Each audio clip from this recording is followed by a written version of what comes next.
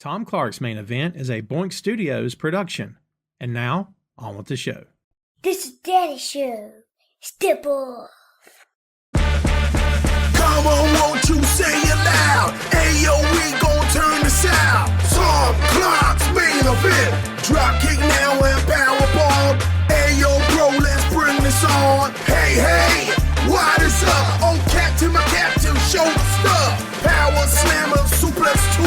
Hot garbage is just for you.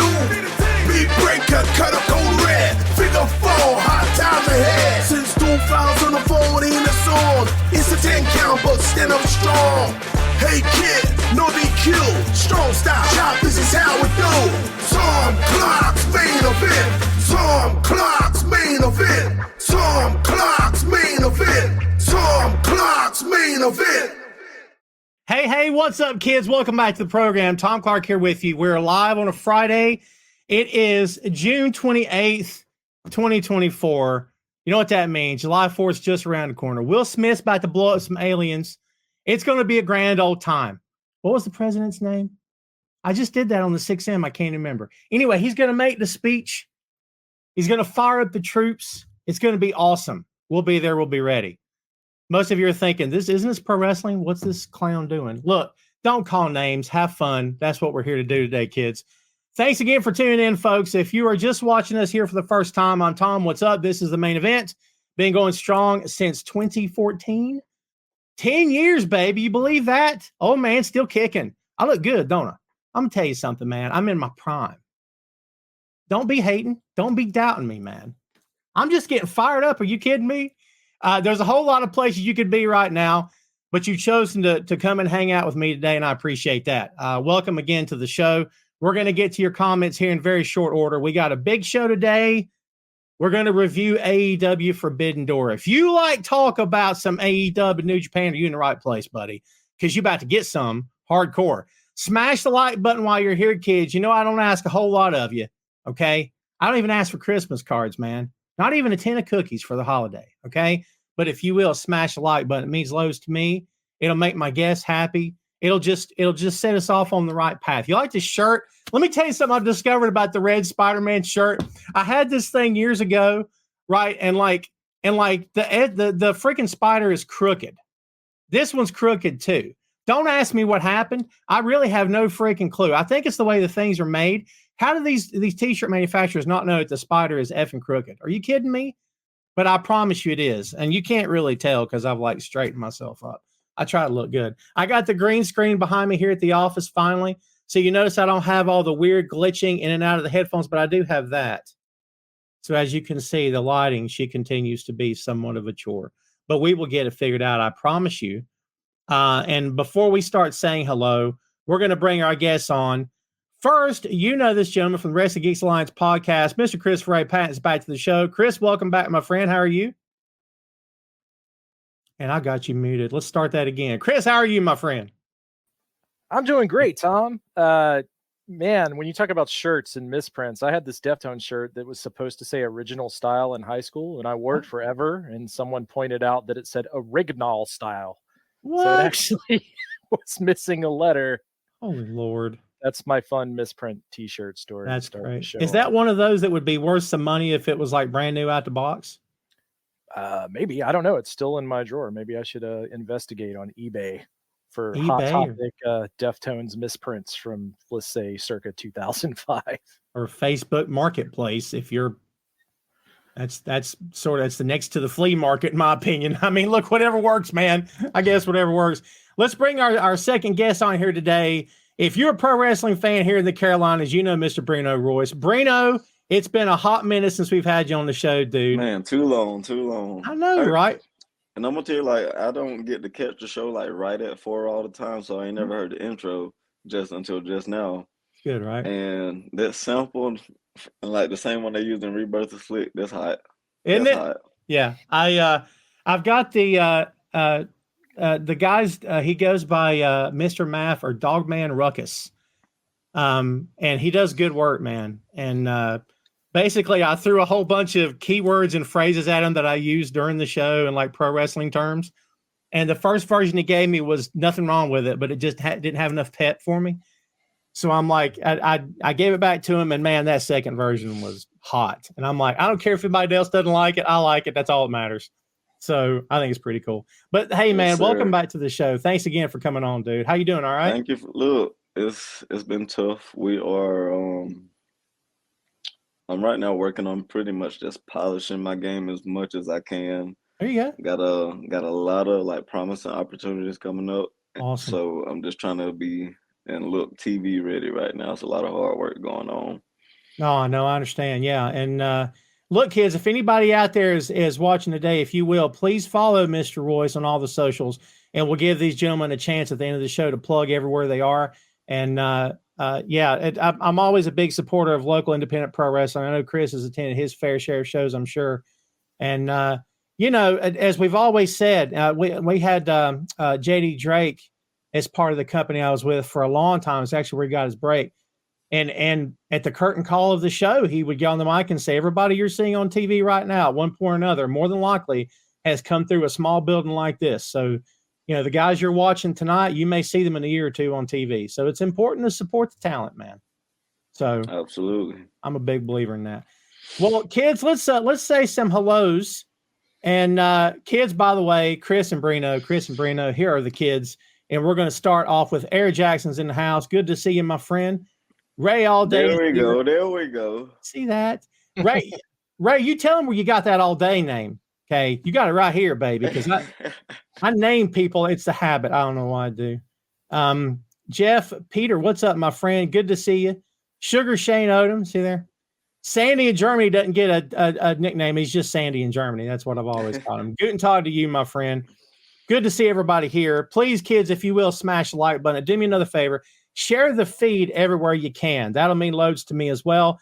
Let's help promote the show. And remember, BOINK, boinkstudios.com. You'll find links to everybody there. And I'm going to put Brino's links up on the website now after today. So if you're ever visiting, you can go check him out as well. Wherever he is on the socials, you'll be able to find him. And Chris is there too.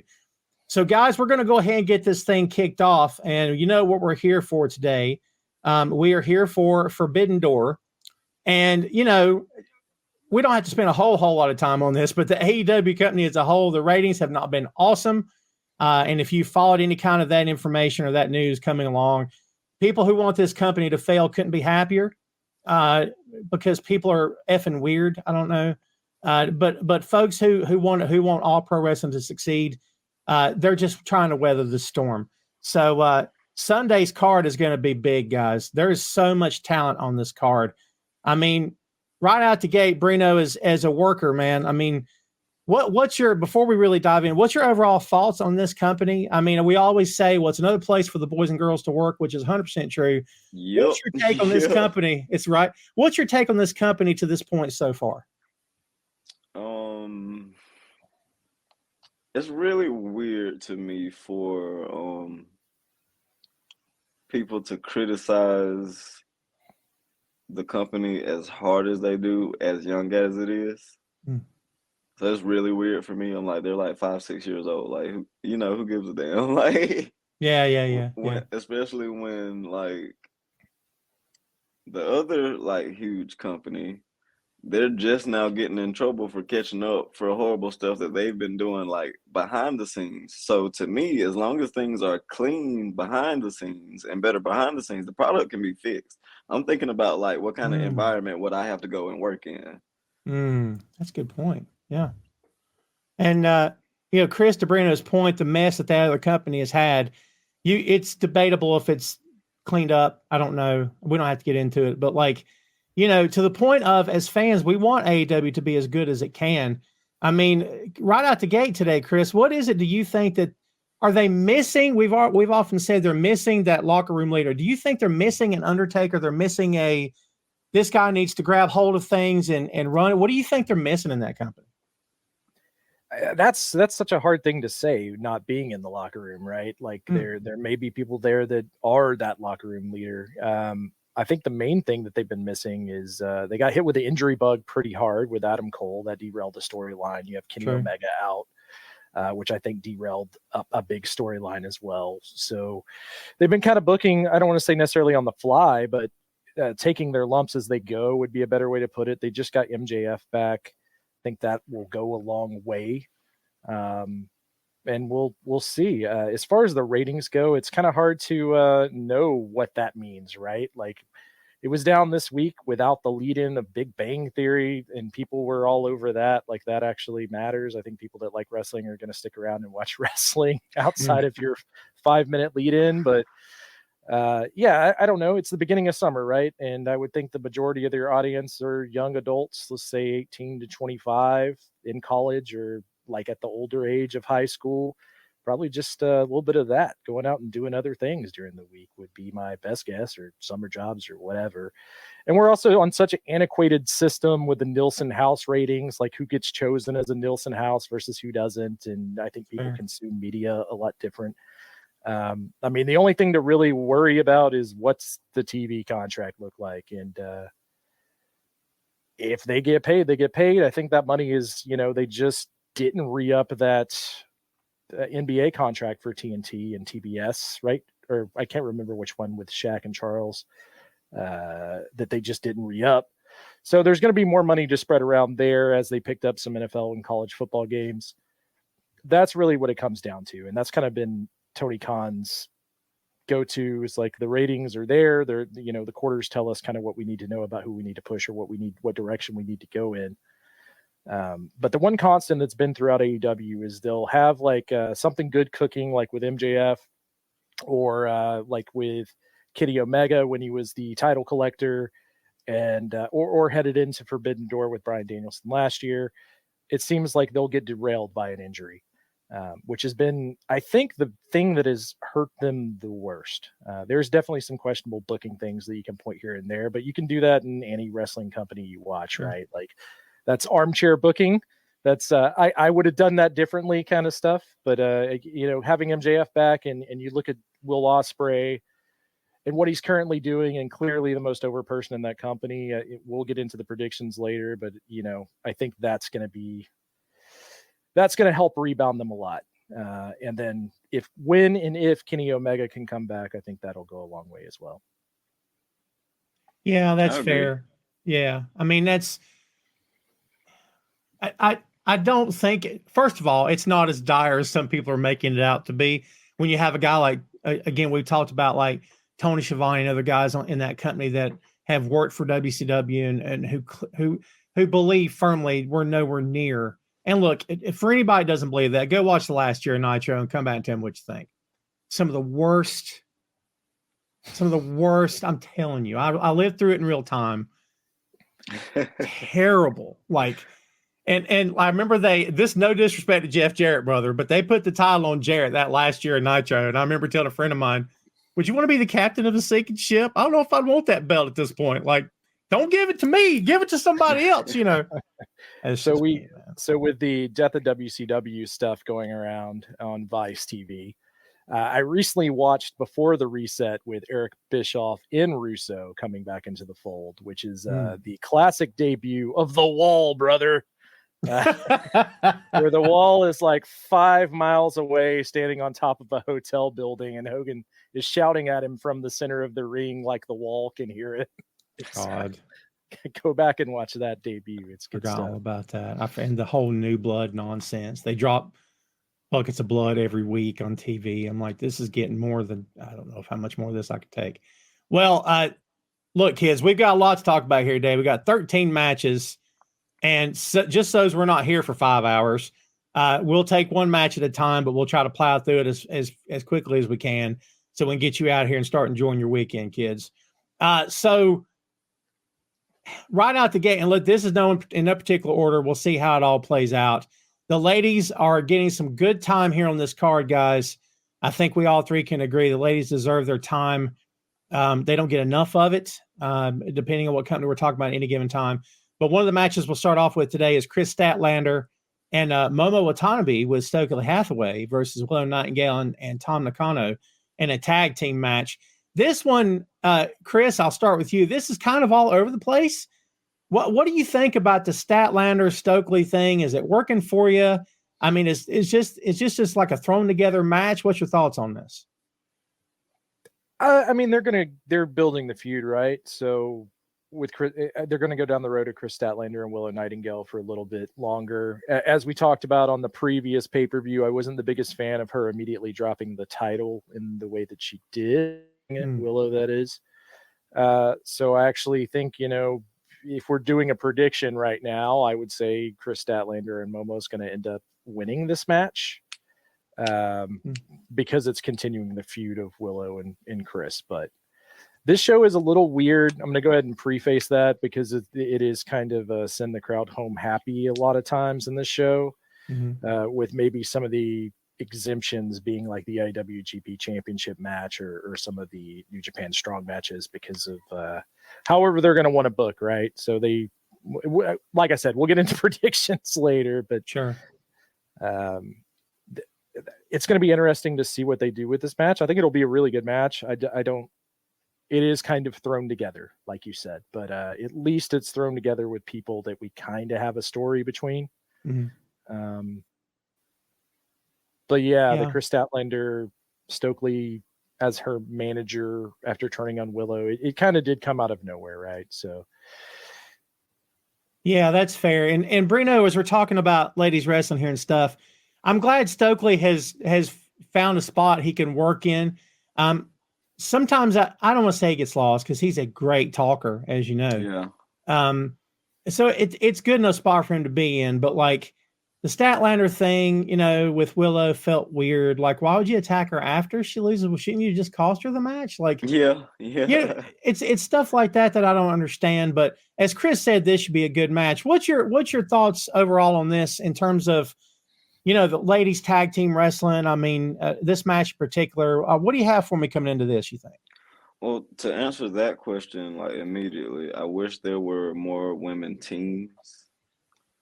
And Fair. I wish there was more of a priority for there to be good women tag teams.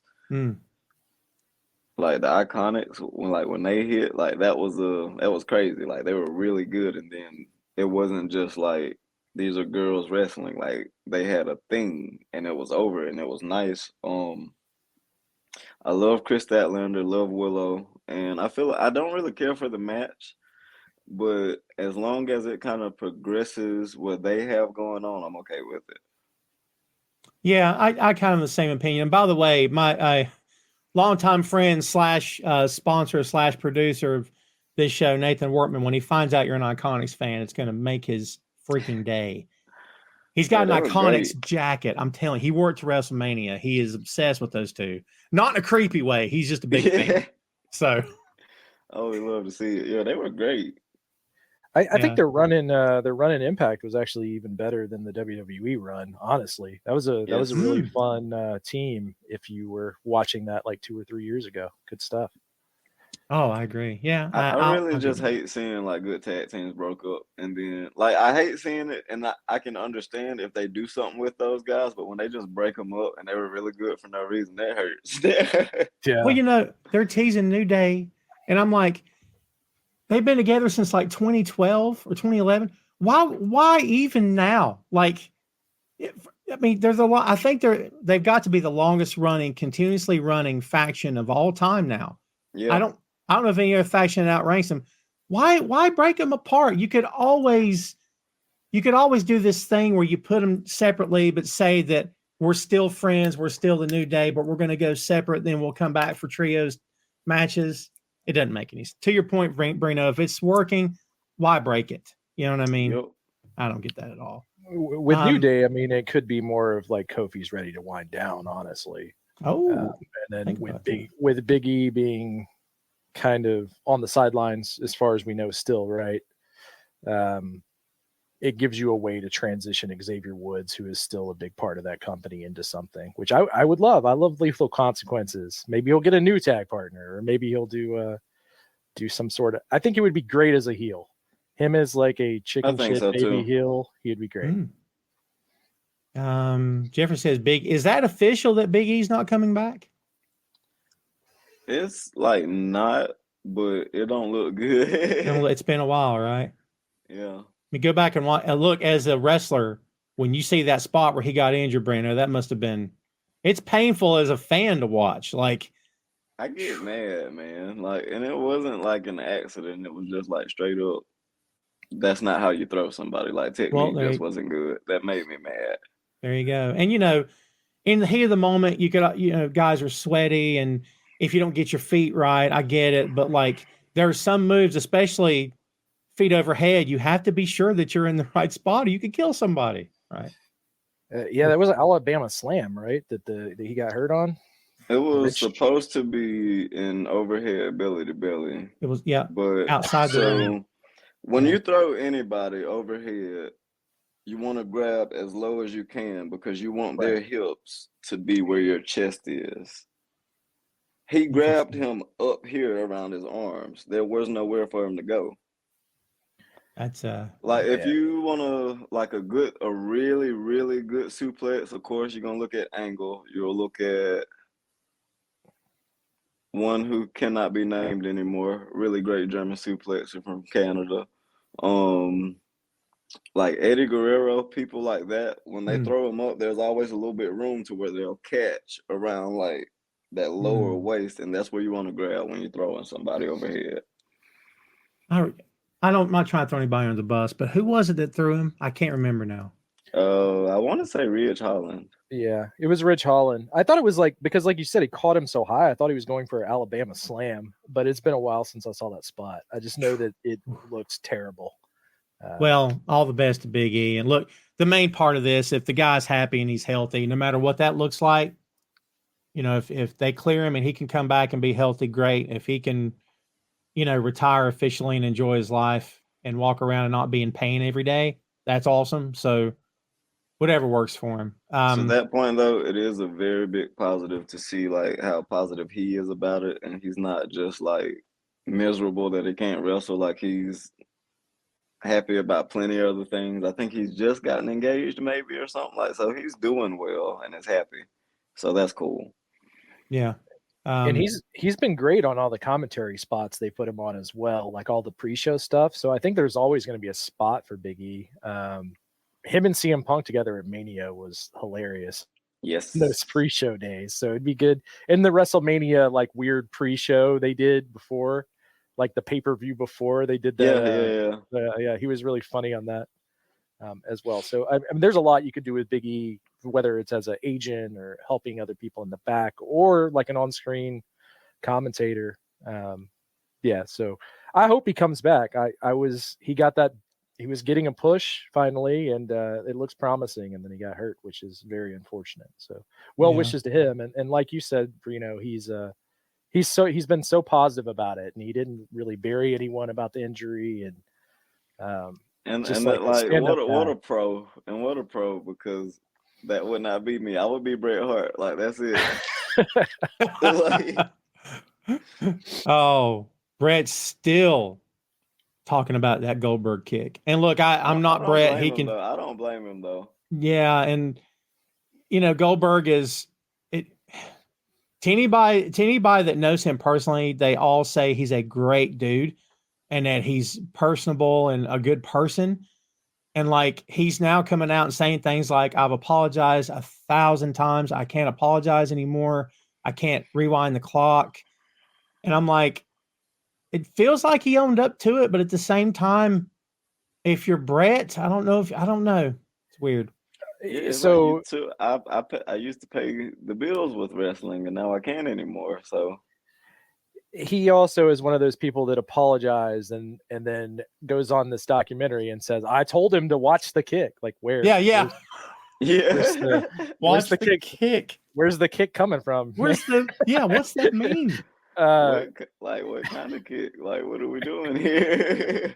Crazy. So he's still, even though he's apologizing, he's one of those people that are apologizing and then also saying like, it's your fault for not being tougher is always how it comes off. So I could see Bret being like, that doesn't count as a real apology.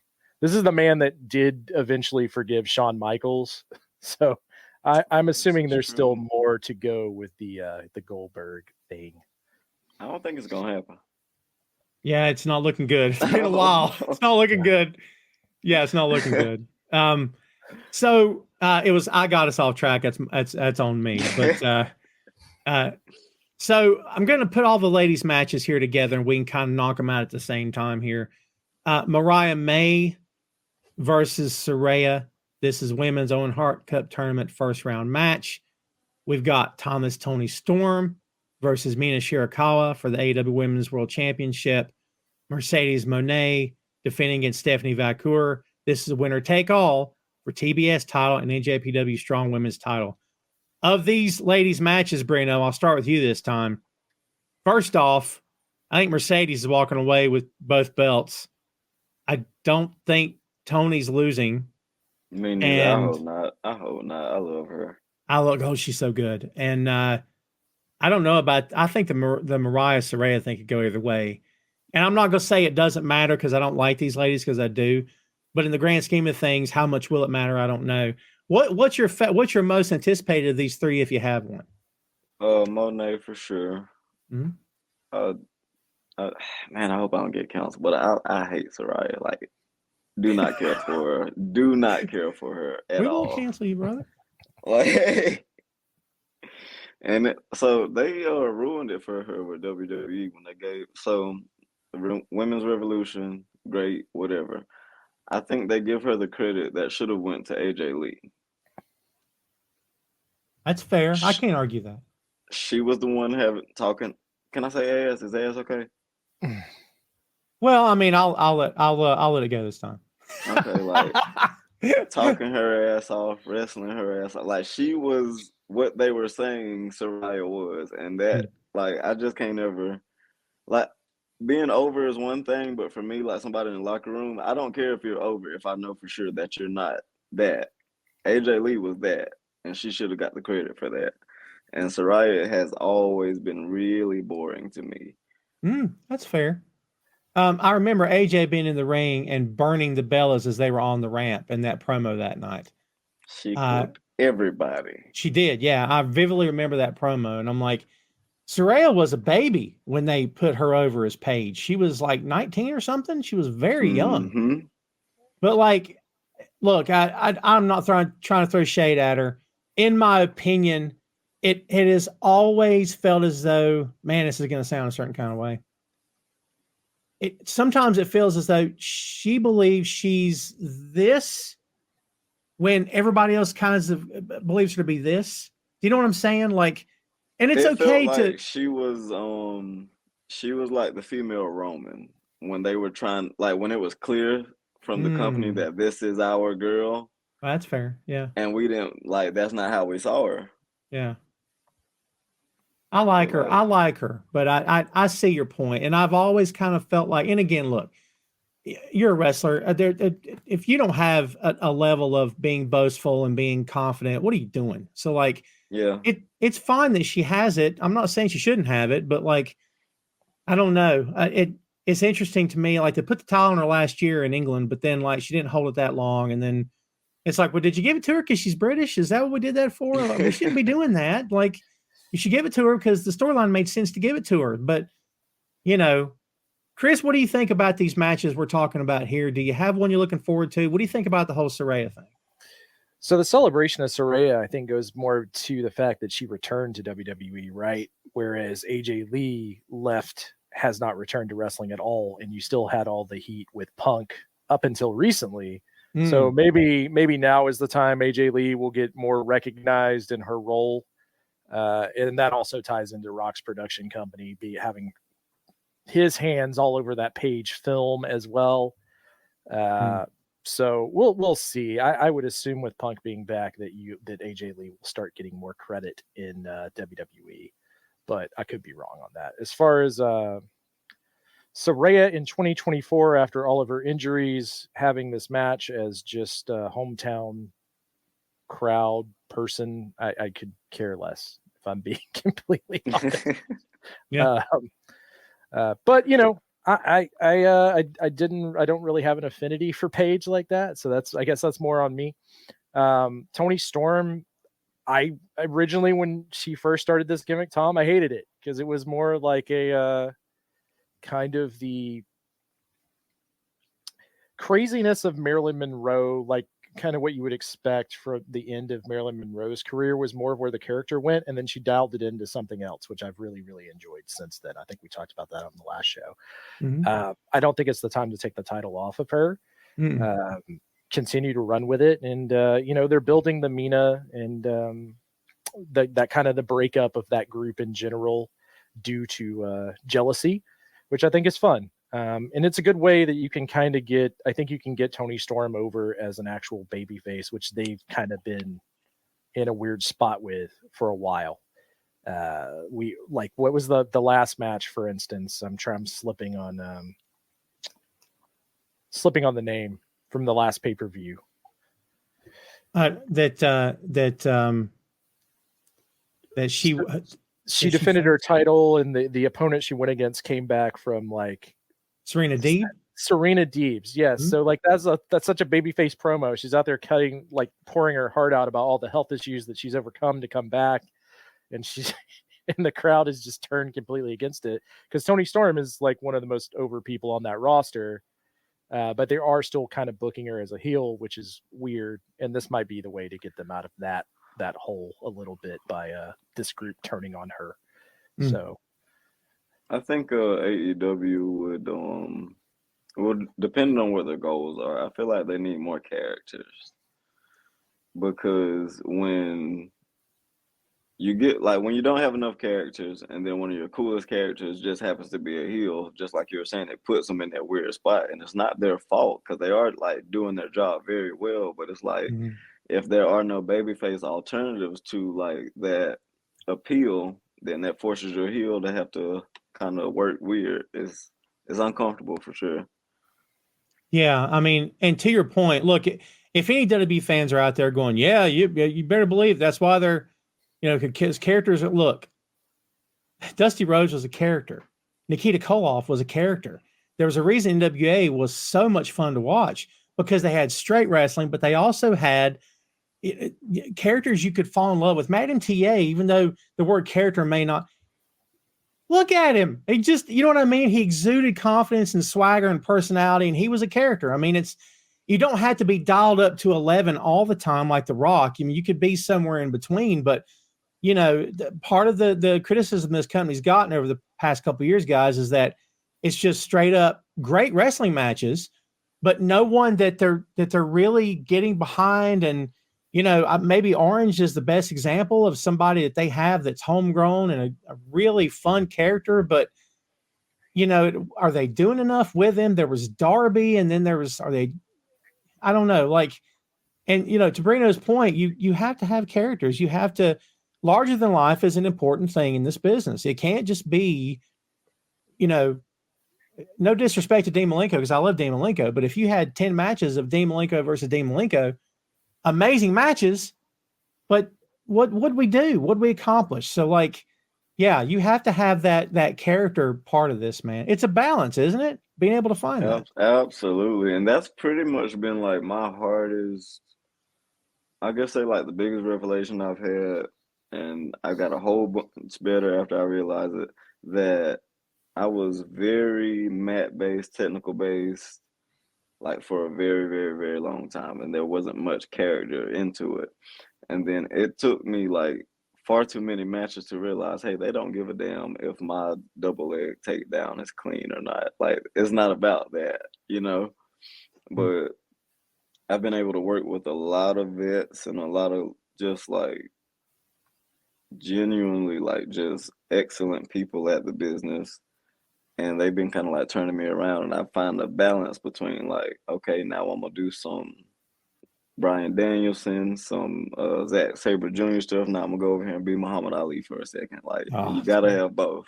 Yeah, gotta have both for sure. So Tina or Marie, excuse me, had made the point here that 4 women's matches, which is a breath of fresh air. You couldn't be more right about that. We're all about it, especially if they're booked correctly. Listen, kids, for everybody making comments, I'm putting you up on the screen as we go. Folks, smash the like button for me if you would. It means loads to me. Thank you very much. Please be sure to share the show. BoinkStudios.com is where you can find us. BOINK, BoinkStudios.com. You'll find out links to all the podcasts there, social media, and a lot more. So please go follow and check us out. Check us out on the YouTube as well at Boink Studios. follow today, if you will, you'll get brand new episodes. And plus, if you subscribe on all the major podcast platforms, you get a cookie. I mean, what else could you ask for, man? Are you kidding? And who made the comment about the women's matches? That was right here. Boom.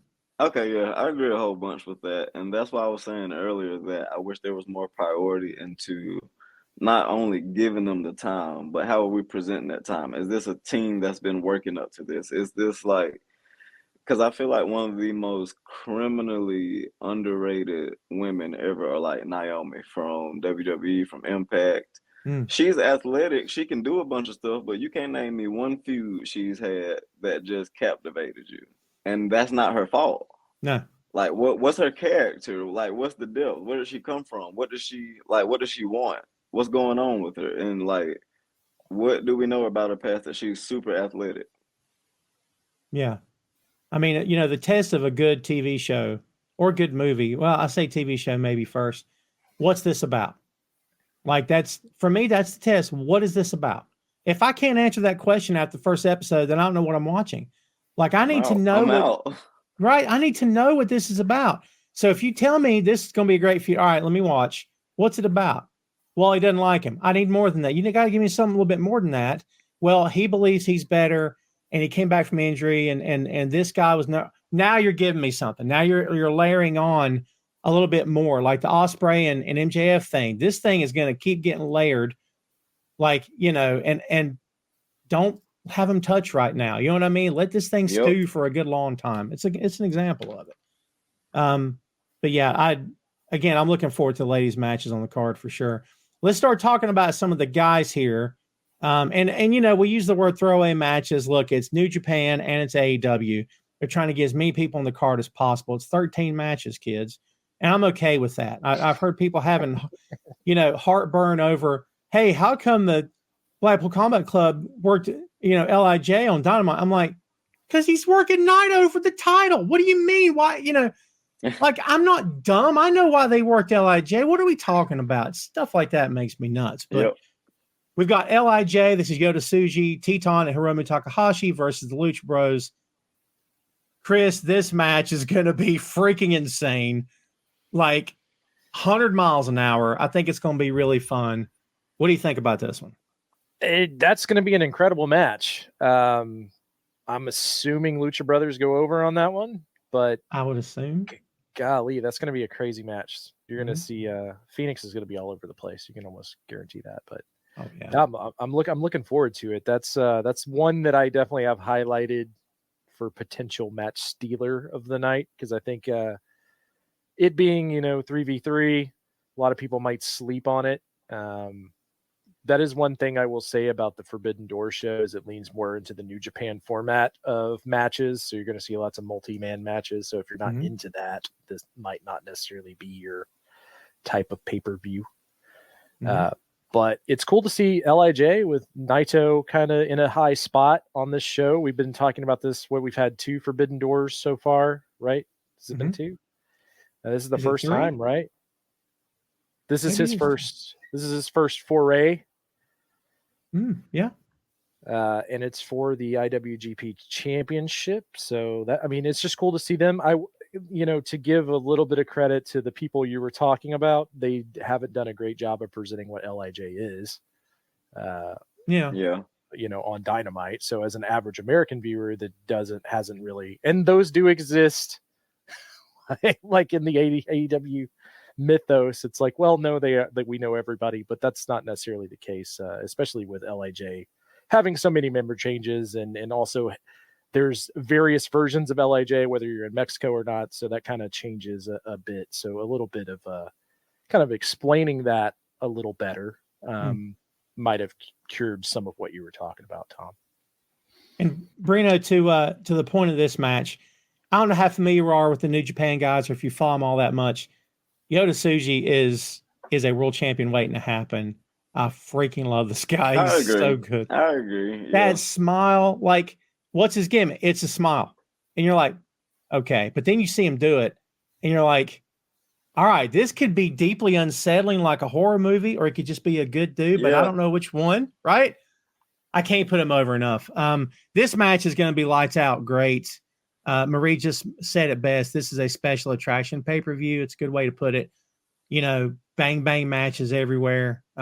What's your thoughts on this? And do you like being part of those kind of matches where it's like 4-on-4, 3-on-3, where everybody, for lack of a better term, gets their stuff in? Do you like being a part of things like that? Absolutely not. I was No? just saying like 2 days ago, I hate doing multi-man matches. Oh, okay. For me, I just see that as like extra pairs of feet and hands that might fall on me or hurt me, or I don't 1-on-1 or 2-on-2, and I don't really like tagging. No? But Wow. I mean, it just requires for everybody in there, referee included, to be on top of the game and know exactly what they're doing. And if you don't have chemistry, like you just don't. So the concept of, I don't want to call it a night off, but you're not having to do as much. You kind of be on the apron, work the crowd. So that's not really something you prefer to do. You prefer to actually be in the ring 1-on-1, yeah? So, like, interestingly enough, I thought not being the legal man in the tag match was a night off, and then I got like chewed out for it later by like somebody on the phone. And they were like, "No, you need to be doing this. You need to be doing that." Like, so that's also a full-time job, and depending on the tenure of like just all the combatants in the ring, like if it happens to be your like most veteran guy is on the apron, like he might be controlling the entire match from the apron. Like That's fair. it's a lot of moving parts, and it's crazy. Yeah, it's fun when it's done right, but if it's not done right, like anything short of done right, and I'm ready to go. It's one of the most infamous clips. I say infamous, but it's a good way. Famous clips of all time is that WWE match back in the day where it's like stunner, rock bottom, Booker T's kick, RVD splash, you know, Guerrero, boom, boom, boom, boom. But it's been replayed a million times. It's been replayed once. Like it's awesome to pop the fans. But I like hearing the other side of that too. Especially the comment you made about it's more hands and feet that could land on me. I mentioned Drake earlier. I'll do it again real quick. You know, the chops, he's known for the chops. Right. And like backstage after a show, he's absolutely from here to here is basically blistered. And he's kind of out of breath, right? But I said, "How you feeling?" He goes, "I'm great, brother." He said, he said, "Look," he said, "You see all that?" He said, "I didn't bump. I didn't have to land on my back or land on my head." He said, "I feel great." And I'm like, that's a good point. Like, yes, sir. Right? Like you're not, yes, you're going through it here, but you're not putting it's like a car crash hitting the mat over and over and over and over again. So yeah, I can appreciate that. So let's talk about Konosuke Takeshita. Yes. Ladder match for the AEW TNT Championship. Takeshita, Jack Perry, Dante Martin, Leo Rush, man, El Phantasmo, and freaking Mark Briscoe. I said this last week. If you don't like Mark Briscoe, there's absolutely something wrong with you, and you shouldn't be watching pro wrestling in any form or fashion. This may outdo the last match, Brino, that we just talked about. What do you think about this? Yeah. What do you think about this ladder match? Is Leo Rush doing his new stuff? He's doing yeah, it's sort of a variation of it. He's got the same gear on and everything that he had in New Japan. Okay. Yeah, I like all those guys. Takeshita for sure. I want him to be a star more quickly. Like I need him to be somebody's top guy. Like right now, I love him. Leo Rush, like that's probably like the fastest human on the planet. Crazy. He's so good. So quick. Who else did you say? El Phantasmo, Mark Briscoe, Jack Perry, Dante Martin. God, it's gonna be good. Mark Briscoe is like one of my favorite people now. He's so good. Man. So like for me, talking and speaking more naturally has been a challenge in a lot of my promos. But I go and watch people like Mark Briscoe, like people who are just authentic, and his stuff never, ever, ever, ever has any traces of being rehearsed or like you see that video and you know that guy really talks like that. Yeah, So I've yeah. been watching a lot of his stuff to kind of get more comfortable with what I'm doing. Cool.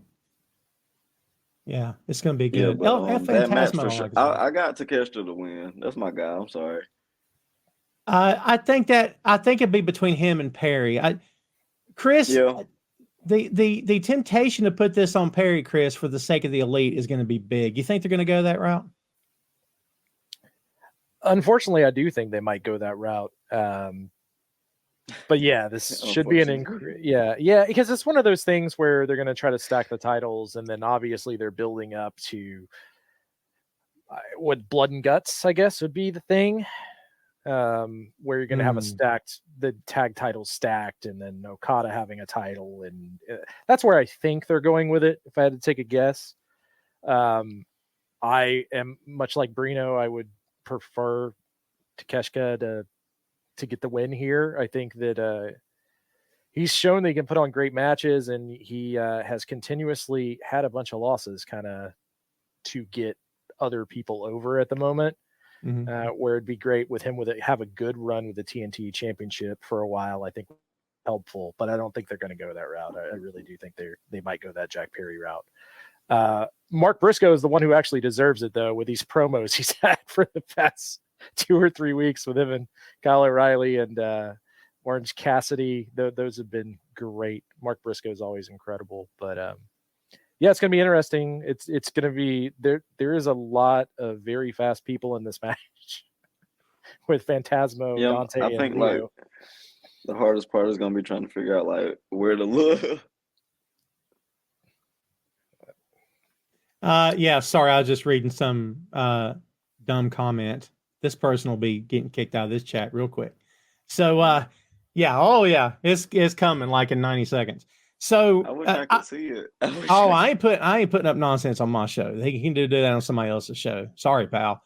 So ladder matches, Brino. You're a ladder match connoisseur. I know you love it. Climbing that ladder, run by run to get that belt. Have you been? How many have you been in, or have you? None. No. Ever. So I'm not like the weapons guy, like at all. I've been hit with a chair once, and that was like a year and a half ago, and that was it. Like I'm gonna leave that to the professionals who are, well versed in ladders and tables and that type of thing. That's not me. I'm not that guy. I'm not him. Did you get your hands up, Brino, on the chair shot? Nah, it was to the back. So okay. It was really weird, and it wasn't even a no DQ match, but I was wrestling the Barbarian, which was a really cool one-on-one experience. And everybody, like, if you know about Barb, Barb is like, he's older now, but he's like still real long and he's tonguing, so he's gonna be strong for a long time. Yeah. And I had powdered out, and I was like crawling on the floor, and then I remember just feeling like cold, and it was like one of those really big like plastic chairs, and I'm like, Barb, it's not even a no DQ match, homie, like what you doing? And then he hit me with a cane, and then he hit me with like a walker, and the referee did nothing, as you know to do, because it's Barb, and so that was my first and last time ever doing weapons. Oh man, we had Barb in for a show years ago, and it was like an NWA Legends thing we had put together. And so he's asking us who's going over in his match. And I'm like, you are. And he's like, he's basically, you know how he talks. Well, brother, I don't have to. And I'm like, no, we're not. What? You're a legend. You're not going to lose tonight. He was totally fine with it. And I'm like, no, not in our ring. You're not. Like, see, that's how you know Barb is a good guy. Yeah, because he'll work. Yeah, he'll do the job. Sugar Shane says, I guess Bruno will not be seeing thumbtacks in his future. Nah. No, oh, when I can pay my bills with wrestling, I'll be more open to what I'm asked to do at work. But like on the indie level, it is priority that you stay healthy, that you like, until you do get the contract, and then you can go do all this crazy stuff. But I can't be hurt. No, and I won't mention names, but when I see dudes hitting themselves over each other's heads with light bulbs in a little podunk town somewhere, I'm thinking, what'd you get tonight? $10? You're bleeding to death. What'd you do this for? Right? You didn't get famous. Family, I can't. Yeah, dude, I just don't get that. I mean, Did you guys both just pull a Jim Ross and I got a family? It's good. He's got a mom and a daddy. That's good. Yeah, look, I'm here for this. I think this match is going to be awesome. Speaking of awesome, Yes. Let's talk about the learning. I can't even do it. The learning tree. This Chris Jericho stuff, man. I don't look. Judging from reactions on Dynamite, I believe it or not, maybe I'll be wrong. It actually feels like this is starting to work. And we've had to listen to him scream, right? For weeks. The high guys nonsense as loud as he can. And I'm like, turn the volume down on one of my screens. Like, I can't stand it. You know. But that reaction Wednesday, I'm like, oh my God, I think he's getting him. Like, Chris, Brino, I'm sorry, Brino, I'll start with you. Is it possible that we didn't give this guy enough credit? Like he always knew what he was doing. Is it possible, or do you think this is working? I wouldn't say I would, I guess. The thing with Jericho is if anybody is gonna reinvent themselves and get something over, it's gonna be him. Like that's okay, I feel like being the man again. Let me make something cool, and then he'll go do it. And I feel like if you're gonna be like his age or have that many years in the business, your career, like that, the half you're in now, that pretty much is the name of the game. How can I get something new over that I don't have to bump a million times, or I don't have to do this or do that? How can I stay healthy and still do what I do and do it in a way that works for what the audience wants now? So, and I think he's like the king of doing that. Yeah. Chris, what's your thoughts on this? He and Big Bill and Jeff Cobb are taking on Samoa Joe, Hook, and Katsuyori Shibata in a trios match. What do you think about the idea of Jericho's thing actually working now? I mean, it's still not working for me. Okay. So, I mean, it's like Brian Myers did the same gimmick, the learning tree thing, and this is a different version of that. I am excited to see Big Bill more in rotation. You have gotten a lot of low-key Sammy Guevara type chants during this learning tree stuff with Big Bill and Jericho. I don't know if you guys have noticed that. Yeah. So, that goes back to the question of where is Sammy Guevara in all of this. That being said, I mean, the highlight for me in this match is going to be Jeff Cobb and Samoa Joe when they step across from each other in this match. Because, like, if you told me that was the match, I would actually rather see that. Just Samoa Joe and Jeff Cobb. But I like what they're doing with Hook, and I think that is actually helping Jericho's learning tree with it being paired, the Samoa Joe pairing, which we kind of called on the last prediction show. It seemed like they were going to do like the Taz Samoa Joe thing that they did in TNA, kind of like the mentor, suplex mentor, which they seem to be doing with Hook and Shibata being tossed in there as well on this show. I think is a fun trios match. I'm not a big fan of trios matches either, Brino, and I'll tell you it's mostly because you're never going to get any kind of psychology out of the match. It's just people tagging near falls and spots here and there. So that's why most of the times I watch New Japan, those are matches that usually get skipped at 4 or 5 in the morning. When shows are going on. I think want to see Hook interact with Jeff Cobb. I'm more excited about that. Oh, he's throwing Cobb. 100%. I'm ready to see it. I love everything about Hook, bro. Yeah, he's good. And then Jeff Cobb as well, because he's always been a monster. So it's just cool anytime they give him TV time for me. Like, okay, my guy's on TV. Jeff and Joe, like Chris said, freaking great. Awesome. Jeff and Joe alone. Man, if we ever got Jeff, Joe, and Ishii in a 3-way, I think I'd just pass out. I'd be like, I don't know if I can watch this. I don't know if it's going to be freaking awesome. Like, there's something about, what was the line? Was it Big E, the big meaty man slapping meat? That, right? Like, there's something about the boom, just oh my God. Like it's old school pro wrestling. Like try to take me off my feet. Good luck to you. Like, oh man, I love that stuff. Again, do I and want you can believe it. You can Yes. believe it. And as an audience member, you don't have to be made to feel like a fool in order to believe it. Like they just are there and they are that big. Yeah, There's no it's trick fair. there. No smoke and mirrors, right? Yep. To quote an old Cody song.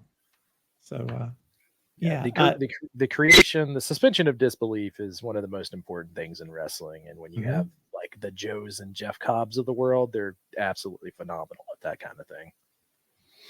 I don't want to meet Joe mad at me in a back alley. Put it that way. That doesn't seem like a good time. I don't want him mad at me anywhere. I'm good. I'm good.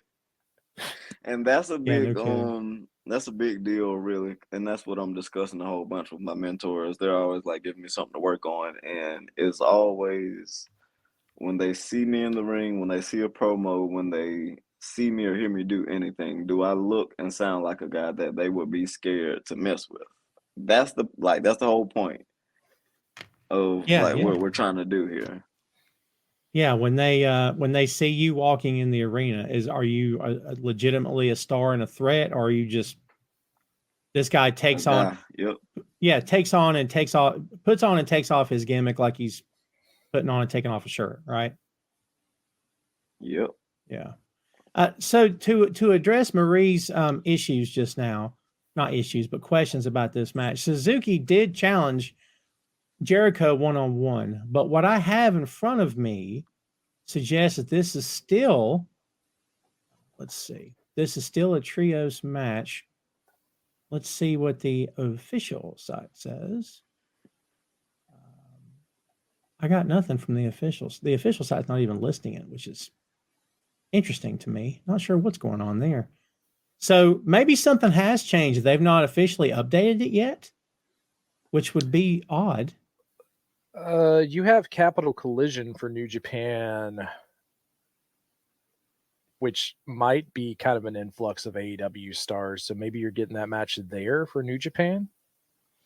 That's August 30th in Washington. So they could be setting the seeds for that, and maybe they'll play it out a little bit on TV. With it being called Capital Collision, it kind of sounds like maybe there would be some AEW tie-in, but I could be wrong. There's no card announced for that yet, as far as I know. And then we have G1 coming up, starting August 18th. So it's my favorite time of year. Yes, it's also the hardest time of year to actually cover for me. Oh, yeah. And I get behind every year. Every year I'm behind, and I have to stay off socials, because I don't want anything spoiled. And then I'll try to binge 3 shows at once. Man, trying to do a tournament bracket for that, and I'm sure they do in Japan. Trying to do your fake fantasy tournament bracket like we do for March Madness for the climax would be a interesting thing. Maybe we should tackle that this year, Tom. See if we can fill out brackets. I'm not against it. Again, next to Christmas, it's my favorite time. Freaking is. I love the G1, man. I can't help myself. Speaking of the New Japan and AEW crossover, as we're doing a lot here, of course, Zack Sabre Jr. versus Orange Cassidy. Brino, this match is so different. But we talked about the word character with Cassidy. Cassidy can I say this in a good way. He can flip it like a switch. Like, just when you think he's going to be silly, he lays in those forearms, and you're like, oh my God, this is awesome. I mean, he and Sabre are going to have a banger of a match here, man. Yes, absolutely agree. And I think Orange Cassidy I think he gets too much negativity. Yeah. Like, far too much than he deserves. Like, if you, everything we've been talking about and how professional wrestling is supposed to work, I think that's what he is. I think if you put Orange Cassidy in today's NXT, don't change anything, he's over. I agree. I think he's just the type of guy that depends on what kind of crowd you're in front of, but he is like what wrestling is supposed to be. And then Zack Sabre Jr. is an absolute machine. So, and I also think they put Orange Cassidy in a lot of matches against people where you try to figure out I wonder how he's gonna I wonder how he's gonna do it. What style he's gonna have to do. I think he can be in there with anybody. I agree. Chris, what do you think about this one? Yeah, I agree with Brino as far as what we've seen out of Orange Cassidy, right? Like he basically had, I can't remember, was it the national title, that 180 plus day run where he was wrestling every week, putting on incredible matches. He's a guy that just finds a way, regardless of who he's working, to make the match entertaining. And that's a big thing in pro wrestling. I love Orange Cassidy. I don't know that, he's someone they should make a heavyweight champion right away or anything, but for what he's able to do on the show, he's absolutely incredible and always has been. I kind of want that heel turn that we talked about on the last pay-per-view when they were teasing the Don Callis family stuff.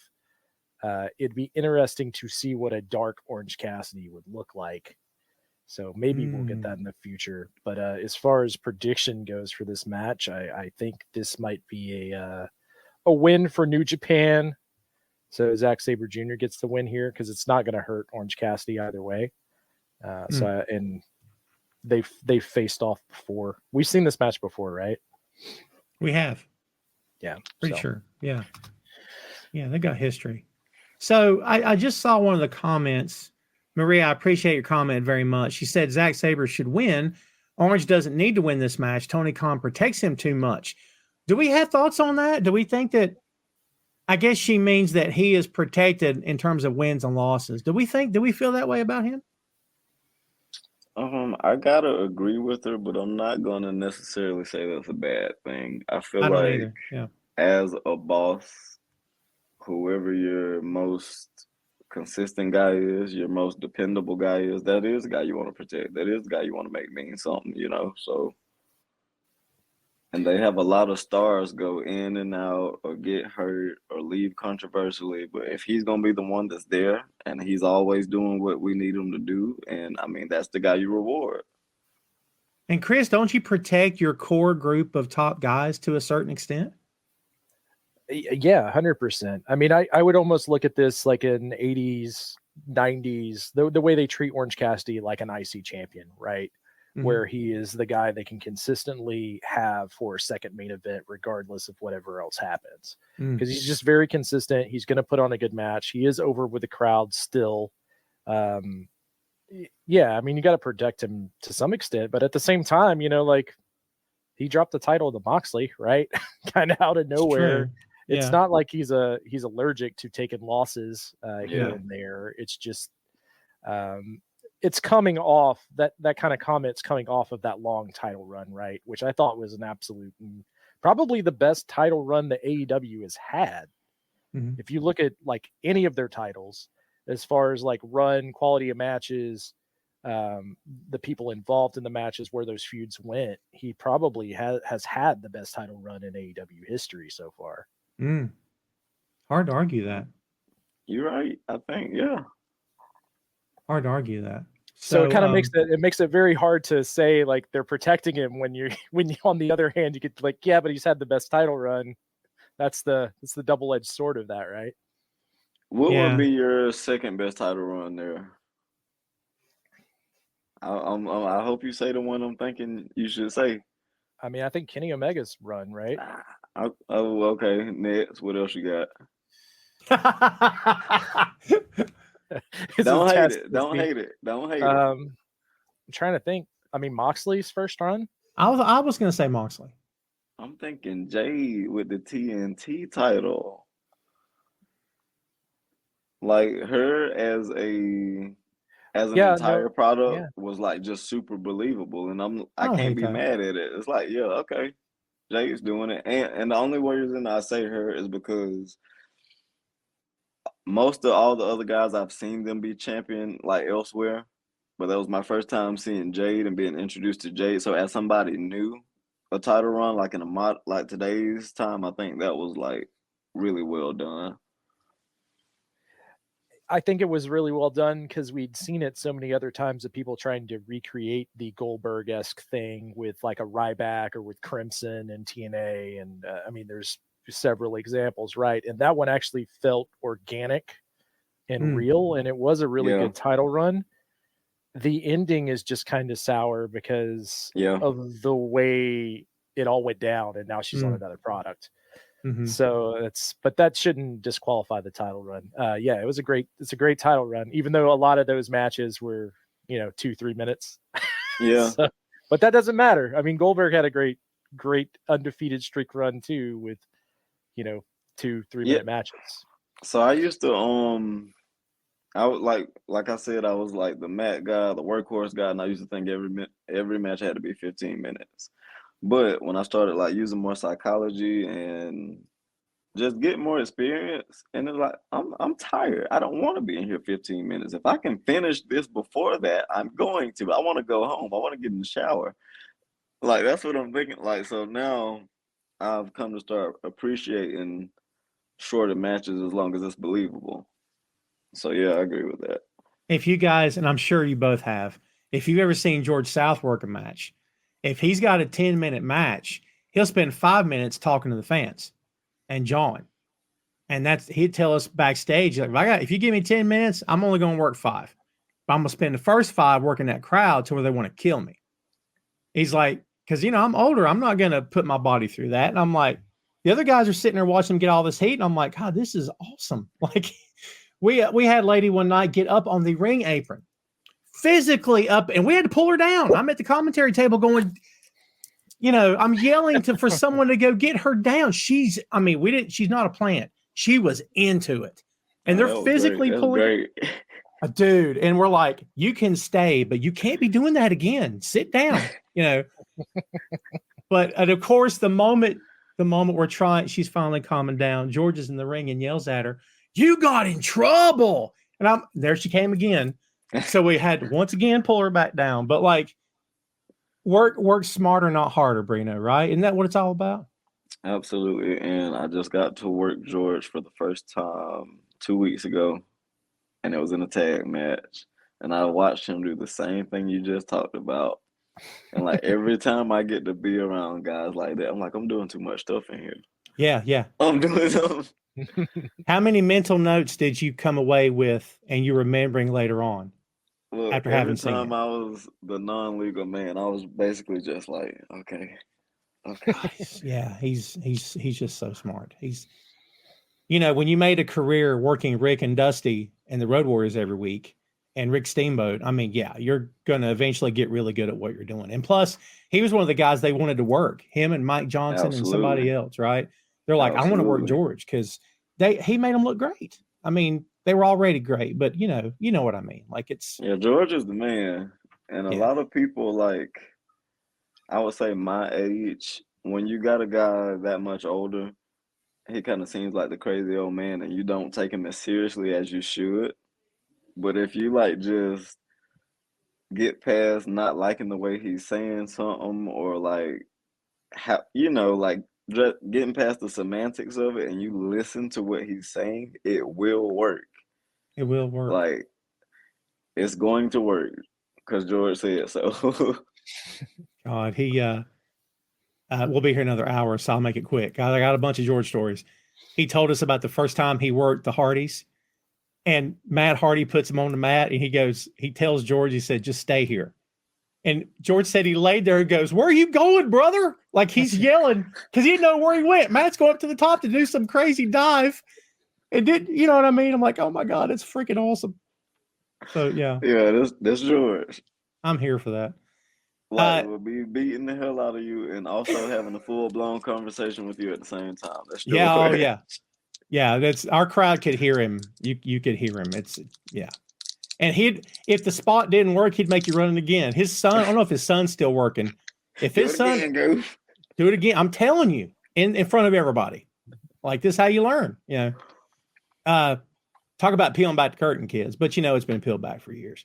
Marie, George made me run a spot twice. Really? There you go. Then you know what I'm talking about. You know what I'm talking about. Goof. Yeah. That's awesome. So Marie mentioned earlier that Hechicero is injured. Have you guys heard this? Because he's still on the card against MJF, but I don't know what it's. Someone else mentioned earlier that maybe they'll fix it on Rampage and on Collision going into Sunday, and we'll find out what's happening. I don't have the latest on this. Anybody have the latest on it? I don't have it. I mean, I think they're still booked to face each other. Yeah, I really hope he's not hurt. There's spoilers for Collision. Nope, that was last week. Never mind. Let's see. Interesting. Chris, while you're looking that up, let me ask you, what was your thoughts on the whole, the luchadors going full force at MJF kind of when he came back? I mean, I'm not saying, well, we need to keep him busy. Like it's cool that he's working people we've never seen him work before. I think it keeps him fresh. But like, there doesn't seem to be a whole lot of backstory to this. It's just, well, let's just book MJF against these guys.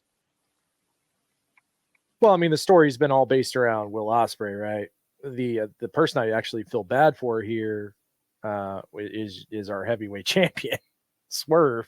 Honestly, as being more of the afterthought, as they seemingly are pushing towards, which is what I thought would happen: Will Ospreay versus MJF. And that seems to be coming to fruition. But as far as like Pachero, I am not going to be able to pronounce this. I always mess this up. As far as the match itself, if he's healthy, that should be a fun match. I mean, I'm assuming that MJF is going to win. This is his first real match, let's say real high-profile match since coming back. I am surprised that they use this because one of the things MJF has done in character in AEW is talk about how he's not going to wrestle anyone outside of AEW. That they need to come to the big league to wrestle him. That was like part of his character. So I'm kind of surprised this is the first opponent that they chose if they were going to do the Forbidden Door match. But outside of that, I mean, it should be a good match. I'm not seeing anything about him not being in this match. Yeah, same. And maybe they're just saving it, or maybe he'll be there. I don't know. At worst case scenario, you can put MJF over big by just having to beat him in like 10 seconds, right? Oh, yeah, you could. Brino, MJF, inarguably, I'll say it bluntly, I usually say it's all subjective. Inarguably, when he's red hot, he's the best heel you have. Yep. I mean, how long do you think he's going to continue the babyface thing? Do you think it's going to involve – I think we all believe it's going to involve him turning heel on Ospreay. What's your thoughts on this? I'm going to say I love him heel as well. Because, like, top to bottom, like, down to the press conference, like, he's dialed in. And I just appreciate that about a professional wrestler because that's pretty much kind of like what I'm trying to do with my gimmick. There's not, like, a over-the-top gimmick. Like, I'm a professional athlete, and that's the character. So there's going to be press conferences. There's going to be, like, settings where I'm doing, like, where I'm talking and doing stuff where you wouldn't usually see a professional wrestler do it. But I think that is what kind of brings a little bit of legitimacy to it, because when you watch NBA, you do see those guys pulling up to the arena, like, with designer clothes on. You do, like, know what they're wearing. You do know what music they're listening to. And that's the appeal of, the character. Like, what's he going to say at the press conference? Like, it's not all rehearsed type thing. So it's pretty much like a fourth wall type TV character, and I appreciate that. Yeah, he's freaking great. I love JF. He's so good. And he's like surprisingly good as a babyface too. Like, he just got it. He just got it. This goes back to something that was said earlier, where you have a heel but you don't have any kind of babyface challengers, right? That was MJF. So the fans decided to make him a babyface regardless, because there was no one else cooler or anyone else that they liked more. Right now, you have someone that they like more, which is Will Ospreay, right? He's red hot. So that's why I lean towards this. That's kind of where this is going, with MJF potentially turning heel, and you can carry that.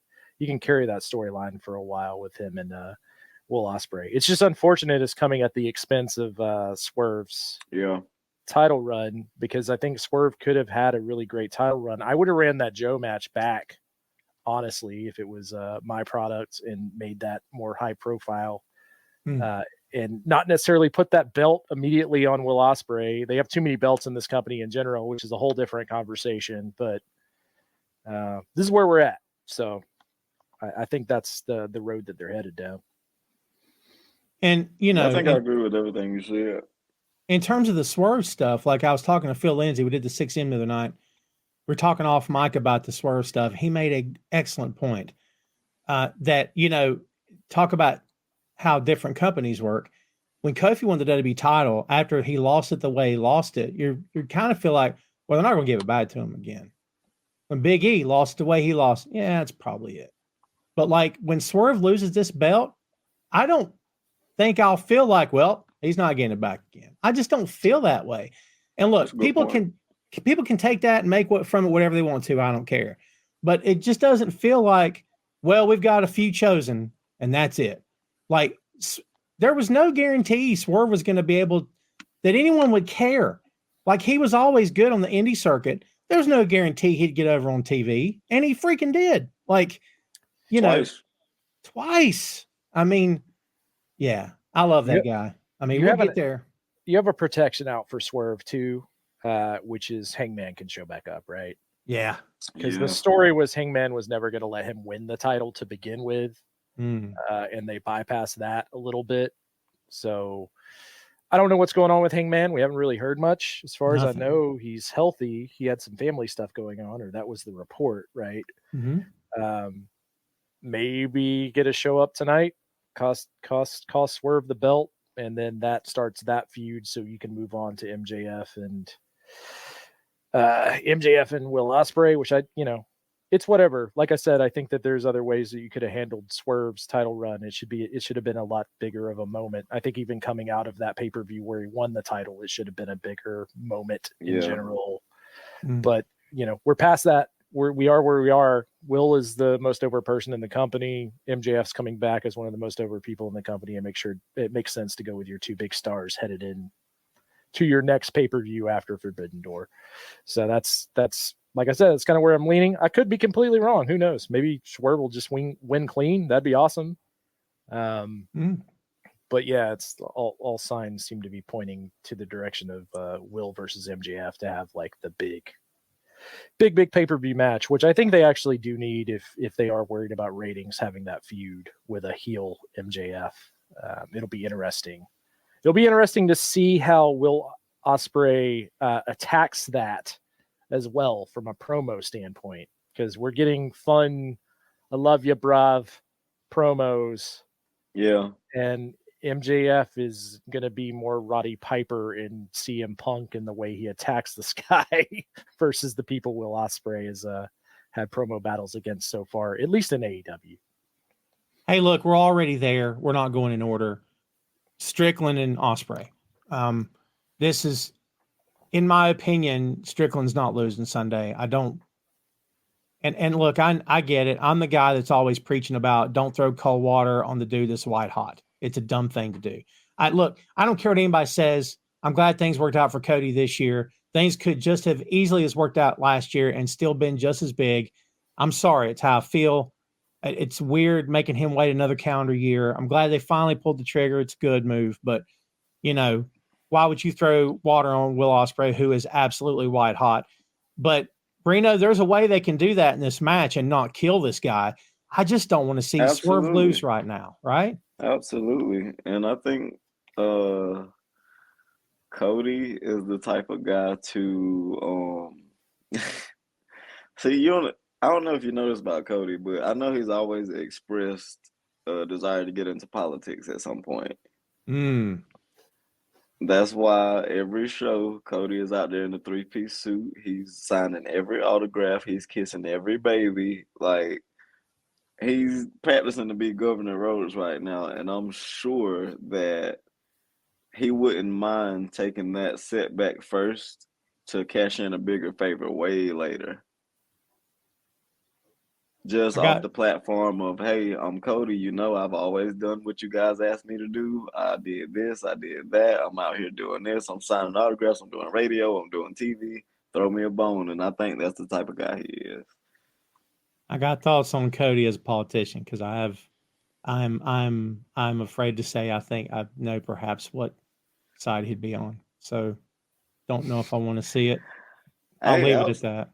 Are you scared of the giant neck tattoo? Is that what scared you off? I I've heard too many things of. There's a reason why he doesn't talk about politics in public. There's a reason why, because like it wouldn't be good for him. So That's I the kind future of, governor of Georgia right there. I'm just saying, I kind of feel like I know what party he'd be, and look, everybody can vote how they want, but I'm not doing that. So I mean, and his best friend is Triple H, and Triple H loves that guy. So and you both know how I feel, and I know how both you feel, and this is not a political show, but absolutely not. yeah, well, yeah, I have. I'll put it this way: the Cody and Homelander comparisons are still in my head. I'm just saying the outfit. All right, I'm just And throwing I it know out there. he'll never want to do it, but Cody would like be phenomenal. Oh my god! Because like when was he when he went from dashing to dashing like? Oh, we lost you, Brino. Brino was on the verge of an excellent point, and we have lost him. We'll get him back. We'll get him back. Hey, look, when Cody went heel with Bullet Club, Chris, it was freaking awesome.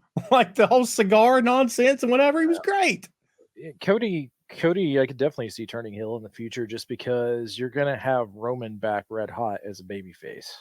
They're building towards that. Yeah. And once he runs through the secondary bloodline, who's he got? You got Cody there. Secondary right? bloodline, yeah.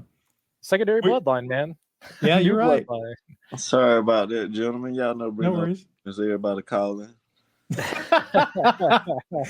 No worries. That was AEW calling. That's what it was calling Brino just now. So there you go. So Brino, you were on to a point about Cody. What did you think about him turning heel, like with the current gimmick he has and everything? Oh yeah, like I just feel like he's the type of guy that's creative enough to care enough to want to make something good out of whatever situation they give him. And when he did the undashing and he was putting those paper bags on people's faces, like I was behind that in high school. Like I was all about that gimmick. Don't say high school. You're making me feel so freaking old right now, dude. And while you were gone, I just brought up that you're going to have the perfect returning babyface for him because Roman is going to have to go through the trials and tribulations of this new bloodline.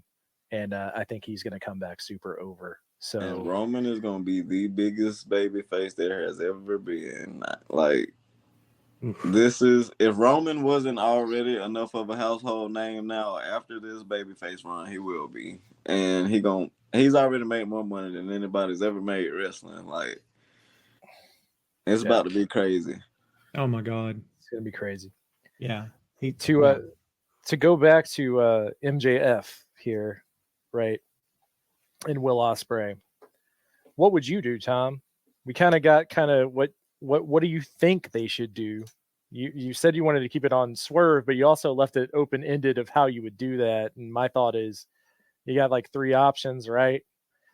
And AEW doesn't like to do any of these. You got the Don Callis family interfering for Will Ospreay, maybe costing him the match. You got Hangman Page costing Swerve the match. Or a time limit draw. Like those are the 3 conclusions I'd come away with without just beating Will Ospreay clean. Unless you want to have MJF hit him with a ring or something and turn heel right here.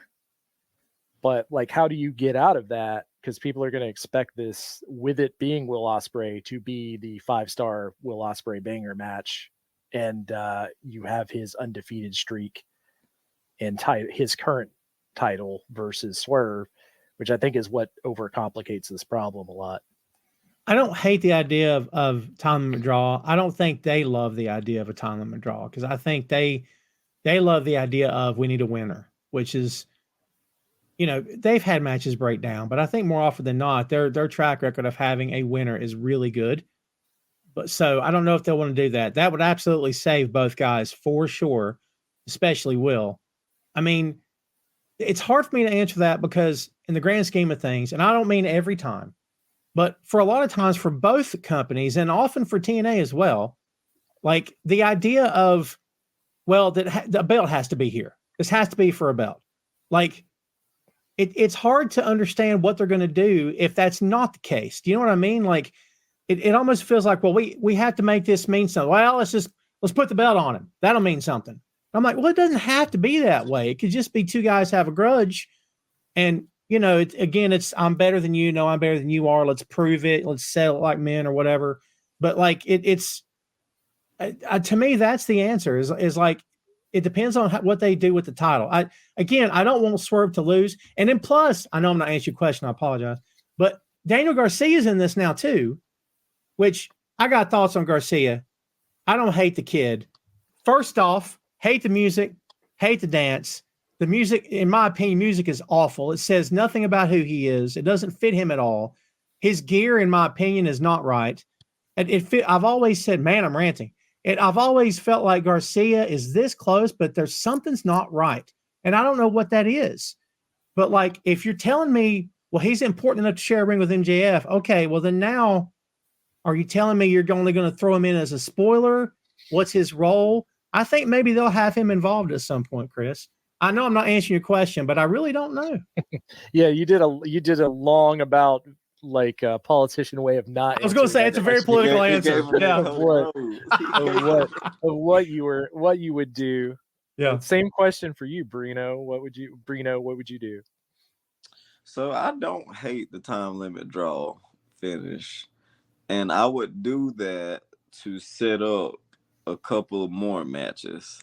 So like I would say my top favorite, like my number one favorite match to watch right now is young Kurt Hennig against Nick Bockwinkel.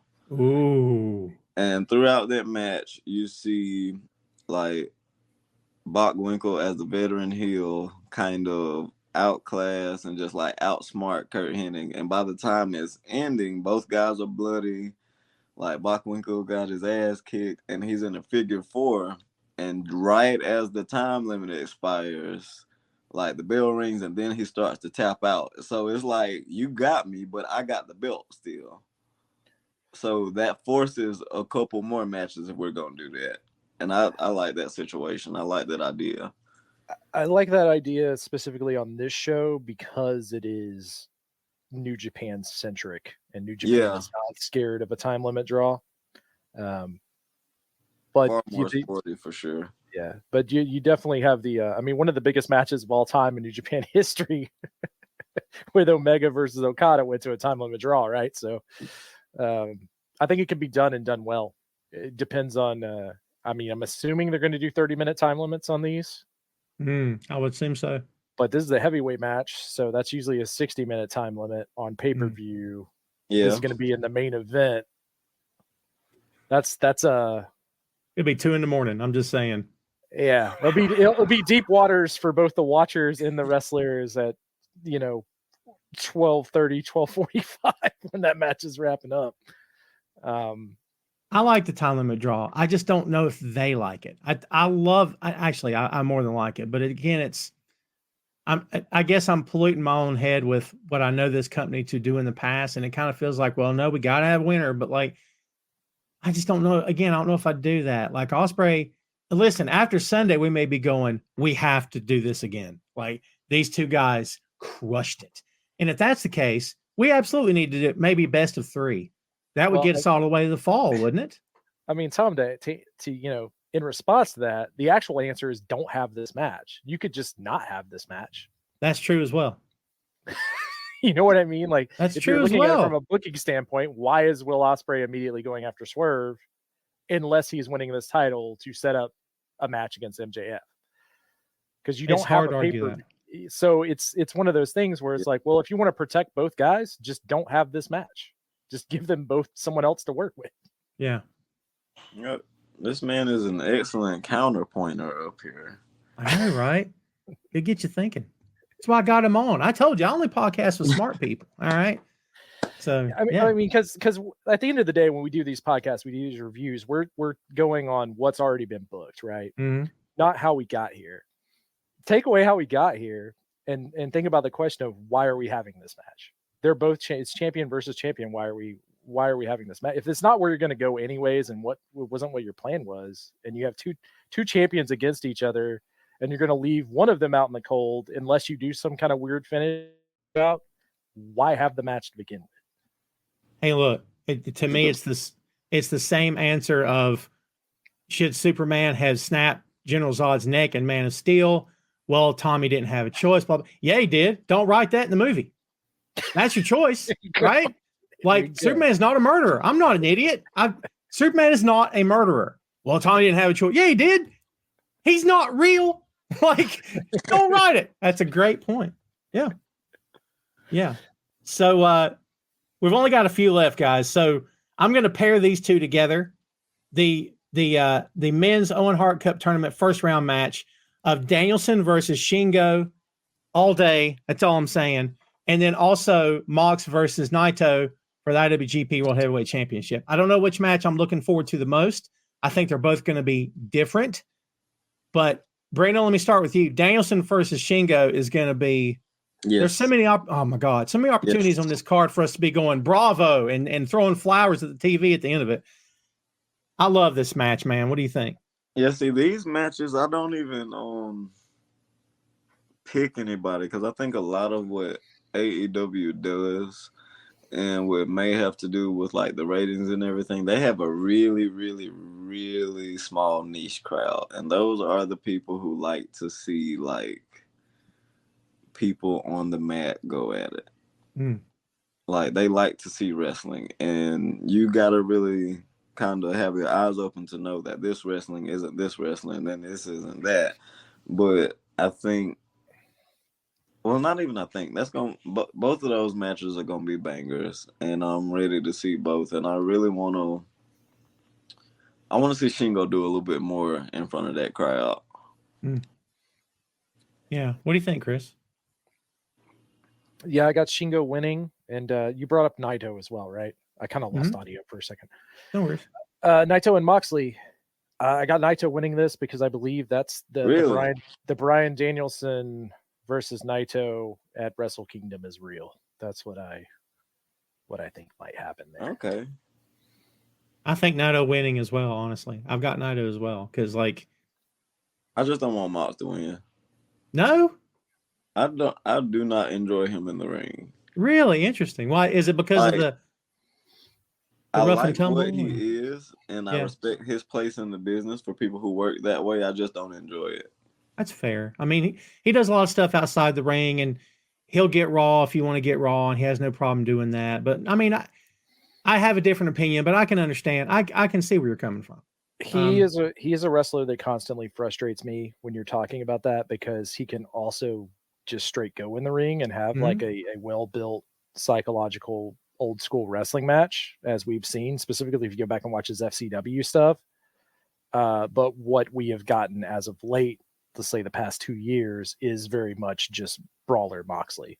And whether that's due to injury or just the way he wants to work or whatever, I mean, I'm not one to say, I'm not his best friend or anything, but I tend to agree with you. Not my favorite style of wrestling. And I would say overall, as I said last time we did this show, Tom, there's a little bit too much of that in general in AEW right now.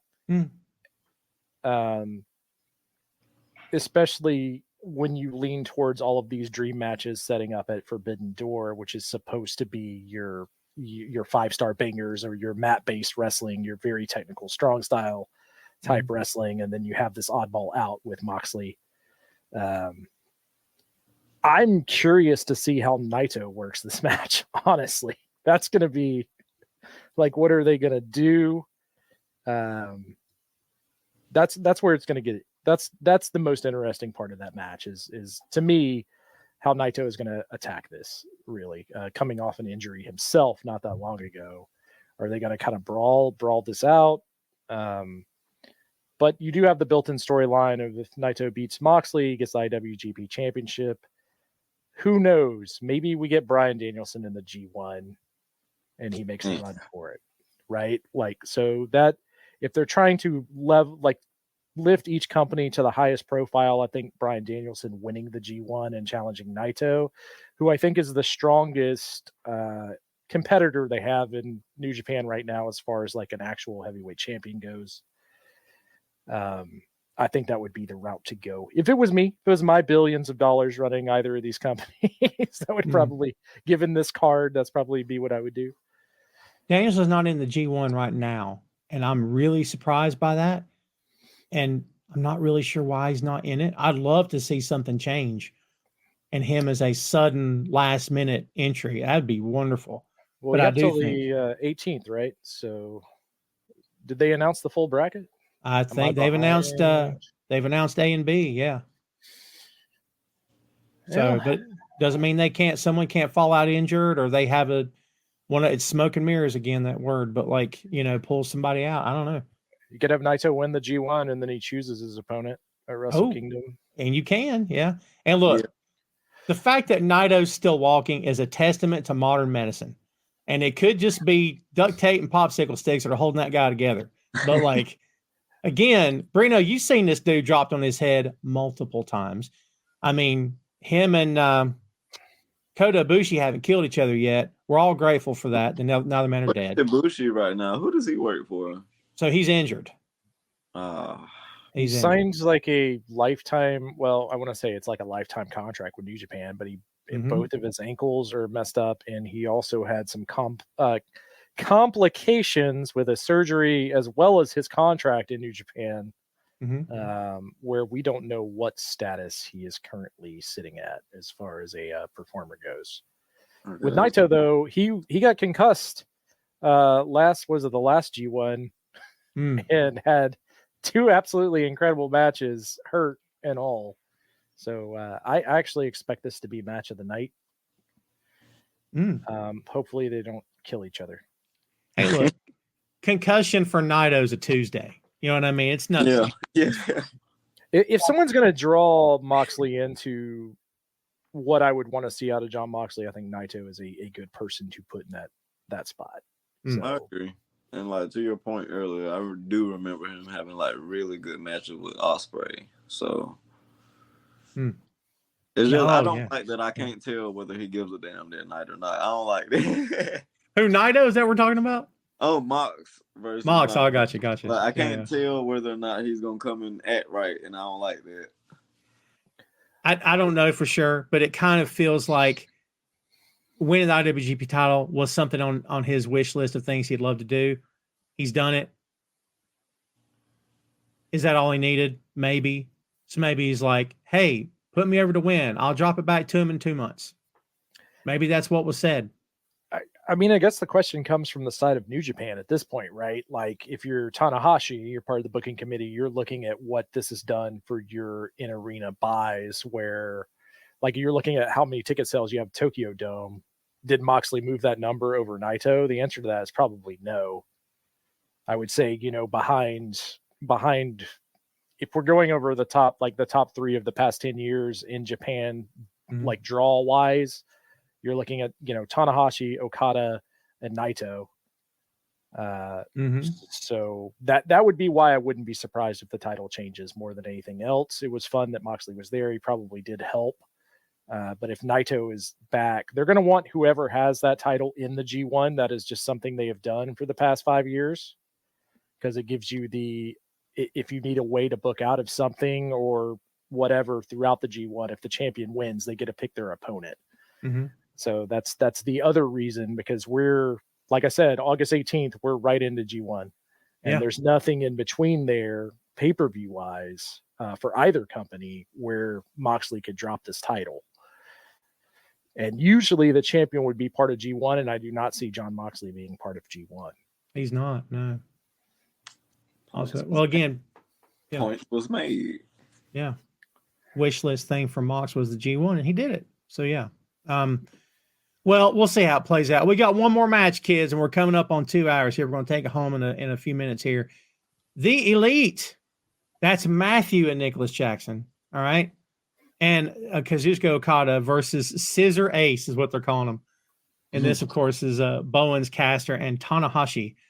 This is going to be straight up fun. I don't think anything serious is going to be played out here, and it probably shouldn't be.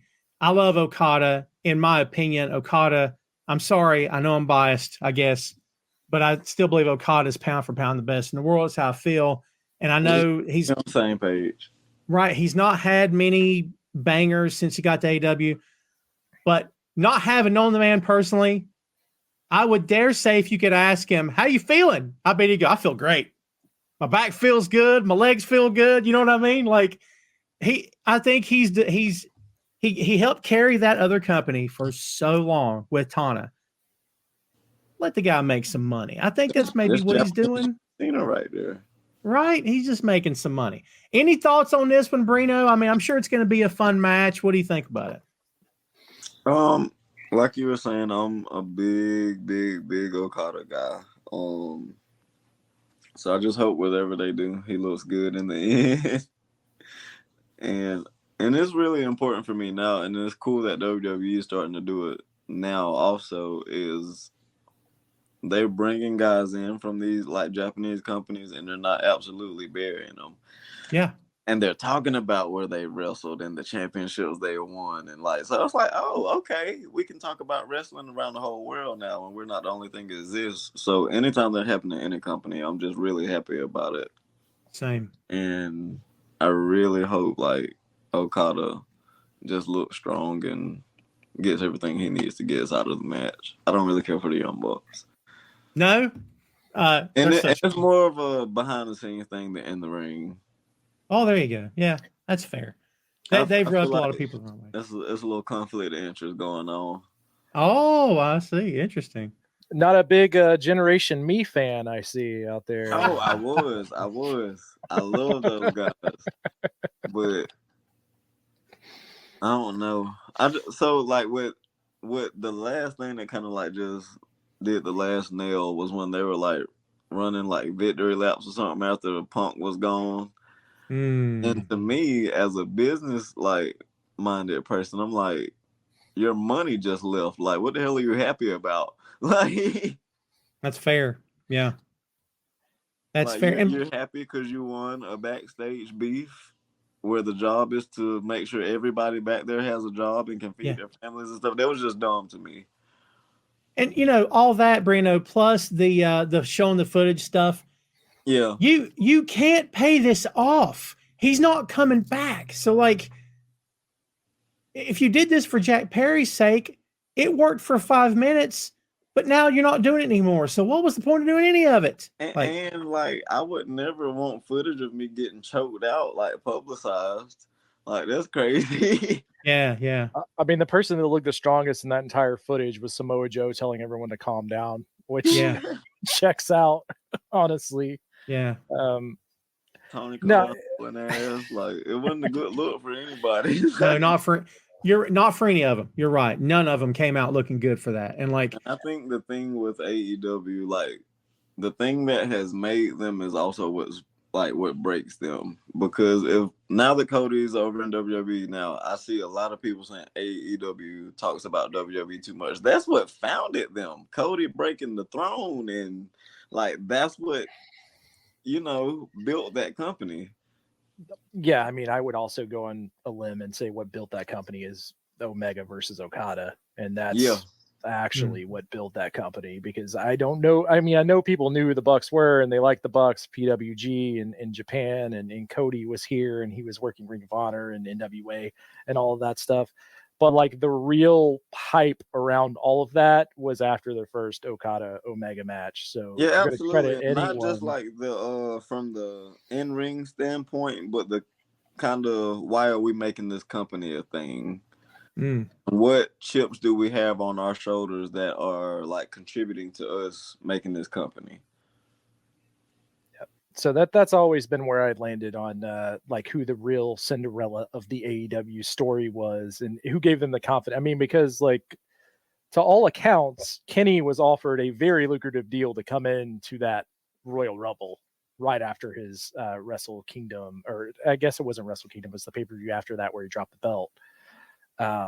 Was definitely offered a lot of money to go there and was one of the big startups there. And he kind of gets forgotten about in this entire shuffle because you had Cody kind of the upfront guy, which goes into the politician type thing like you're talking about, which I don't think was bad at all. You have Jericho coming in and you obviously have the Bucks, but at the end of the day, like the excitement around Bullet Club, where it really picked up here in the US, was definitely the Omega Okada match. People like Stone Cold Steve Austin coming out and saying it's one of the best matches they ever saw carried a lot of weight and made people care about New Japan. in a way that they hadn't in quite some time, at least in the United States. From me having to cover that entire G1 and Wrestle Kingdom leading up to it, I could tell you the vibe. There weren't people out here being like, man, if the Bucks, they just went to WWE, that would be amazing. Even before that company started, those weren't conversations that were happening on a regular basis, on a week-to-week basis. And even Cody with the 10 pounds of gold stuff, like while it was a niche audience and we did talk about it and love talking about it because it was a really good run between Ring of Honor and then WA stuff. The thing that really set that company in motion was Kenny Omega having that match, getting all the publicity to the Bullet Club, and then the follow-up of everyone's like, we have to watch these matches. Because one of those matches during this time of Cody's illustrious run in New Japan, he was wrestling like Billy Gunn at Wrestle Kingdom. Right. So wow, yeah. I keep forgot that about in mind of where Cody was on the pecking order in New Japan. Nothing against Cody. I love Cody, but I think that the impact of Kenny Omega in general to the start of AEW continually gets looked over. And speaking of which, Okada is probably going to hit Tanahashi with a spinning tombstone, Rainmaker, pin, 1, 2, 3. Tanahashi will have no problem laying down for Okada, and that's going to be the end of your match. And like I said, we're on bated breath. We're waiting for the match we've been waiting for the 5 years since AEW started, which is Okada versus Omega again. Right?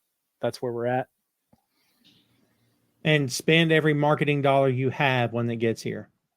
Hype it on every newspaper, every radio station, every TV channel, fly it overhead by airplanes with the banners behind it. I mean, whatever you got to do, because that will bring people to the table. I really believe it will.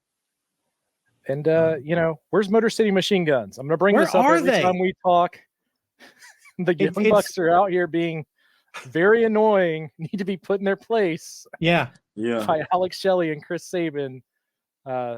Probably my favorite feud the Bucks have ever had, Motor City Machine Guns versus Generation Me. If you're an old school TNA fan, go check that out. Great series of matches. Max and Jeremy. But, oh my God, I've forgotten their working names. Yeah, it's terrible. And then the whole kerfuffle with Booker backstage. We can save that for another time. But yeah, Hey, what did y'all think about the Major Brothers? God, as a child, I loved them. Like, really? Yeah. That was right before they got turned into the Edgeheads. But yeah. Those were my guys as a kid. I loved them. Yeah. Man, they're so entertaining in general. Kurt Hawkins is great in the ring, by the way. I think he's very underrated in general. Zack Ryder or Matt Cardona, super nice guy. I met him at the last GCW show that came through here. But yes, same way. The Edgeheads was great, though. That was a fun little part of Edge's history. And with Edge being in AEW, maybe we can get the Edgeheads back. Maybe we'll see the Edgeheads show up. We got Gangrel. I didn't expect that. We got to get it over on Twitter. Yeah, that's how you do it. I like them both in the ring. I think they're both really good, but they both always in that gimmick look like they belonged in Nickelback. That's just how they look to me. You know what I mean? I'm not here for Nickelback, so I'm just saying. But no, for its time, it was awesome. I like both those guys. Kids, I know we talked about predictions. We kind of hit it as we went. I got a hard out in about 5 to 10, so we got to wrap this sucker up. The floor is open, kids. Whoever's left, if you got anything you want to talk about, if it's other than pro wrestling, take the next 5 or so and hit us with it. I want to thank everybody for watching here today. Thanks for subscribing and downloading and sharing on your collective channels. I appreciate it very much. And we'll be tailing our guests here. Thank you very much. So while we're waiting for whoever wants to say, oh, there's Ray. I'm about to cover you up. Yeah, well, he started this with Brino done been covered up. Look here. Tribe or Beastie Boys and part 2 ODB or Redman. And if Adam Cole invited you to the grand opening of the Adam Cole car wash where you got your car washed, well, that would play, and waxed and detailed, and he wanted to give the same to one of your friends, could I have, and later wanted to get grilled chicken with veggies and coffee plus a side of apple pie, could I join as well? This is for all of you. I don't know if I can, in all due fairness, answer Tribe or BC. That's really, really hard for me because I love Tribe and I love BCs as well. I may have to take. Brino's gonna go Tribe, ODB, Yeah. and he can come and get some chicken with us.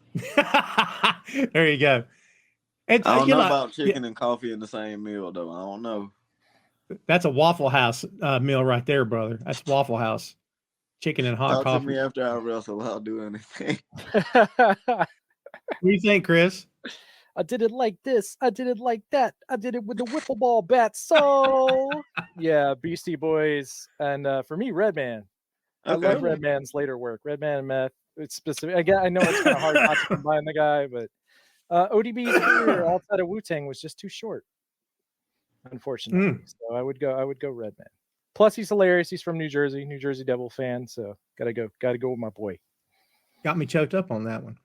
Yeah, I can't vote against ODB. That's just too hard. I just found that tune. Hey, that's crazy. Same, Tom, same. So I was like reading it, and I was thinking about I love Redman, but that's ODB, man. Come on. Oh well, if you know, yeah. Well, Wu-Tang that's hard for me to pull against, and I'll tell you this: you can't play anything on the air because you get pulled down. Because creators should get paid.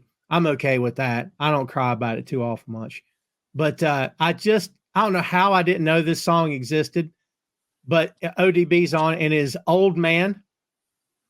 Have you heard Old Man? It's a remix of the Sanford and Son theme. I'm not kidding. It is so freaking great, dude. It is ODB and Master Killa. It's on Master Killa's album. Okay, I'm gonna look this up when I get off of here. And RZA is on it too. So it's Wu-Tang legends here. Old Man, it is freaking great. When your grandmother knows the rap song because it's Sanford and Son, that just makes it better. So rest in peace, ODB. Gone way too soon. Have you heard J. Cole's latest project? I have not. Phil's a big J. Cole guy, and I've not checked it out yet. How is it? So I'm gonna send you one song off there. Now I think the whole project's phenomenal. I don't think anybody is rapping on this level today. But yeah, I'm gonna send you one song off of there, and it's pretty much gonna be like the type of time he's on. It's crazy. Awesome. Glad. I'll be anxious to hear it. Who will be the wild? Talking about that J. Cole album? It's pretty good. Is it? Sure. It's pretty good. Who will be the wild card Owen Hart Cup? Who is the wild card? I don't know. Do we have a prediction? Jay White. Why not Jay White? I hope so. Right? Why not Jay White? Chad also asks, any update on Keith Lee? Man, I don't know, dude. Like, I'd love to see Keith back in the ring. I have no idea what's going on with this guy, man. Much like Sammy Guevara, shrouded in controversy of whether he is actually hurt or not hurt or just having contract disputes, as far as everything I have heard from multiple sources. So he was suffering from long-term COVID. He is part of a lawsuit against the WWE related to their COVID protocols. So I don't know. Some of it may be health related. He has been pulled from multiple shows, but at the same time, one of the guys we talked about a couple weeks ago, Miro, pulled for seemingly injuries that weren't really injuries. Same with Sammy Guevara's weird suspension. So,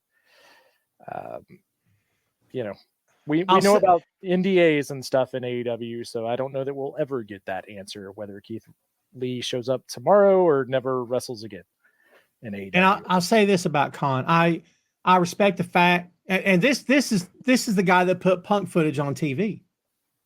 But for the most part, he doesn't air dirty laundry. I mean, he just won't. He will not answer questions. He wouldn't even talk about Punk for the longest time. Like, again, footage shouldn't have been on TV, right? But like, I kind of like that we don't really know. Like, and when the stuff happened with Brody Lee, rest in peace, Brody Lee. It was none of our business. We all wanted to know, but like, I respect the fact that company came together and like circled the wagons. We're not talking about this. This is the family's business. I respect that. That's a little bit different than someone just, being off TV with an injury for, a year. That's fair, but it does feel like there's someone having health issues and passing away, being done respectfully is very different than people that potentially have already had issues with contracts in the past with other companies, having an injury that no one saw on TV that no one will talk about. It's weird, right? So I get what you're saying, and from all accounts, Tony Khan seems to be like a good guy. But there's two sides to every story. I'm sure as the years roll by, we will hear more and more. It may not even be a Tony Khan thing. This is a conglomeration of all of the things that the Khan family owns. So he is not while he is the technical owner of this company, there are more hands involved from an accounting standpoint and lawyer standpoint than we probably even know about on paper, I would think. And plus, I'm sure there's people exist that I'm not entirely right about this, but we don't often hear so-and-so's writing a scathing tell-all about AEW's the worst place ever. We don't hear about, I'm not saying it won't happen, but they've been around for 5 years, and we only get little tiny sound bites of people who weren't happy. And that's really all we get. Well, we got NDAs, brother.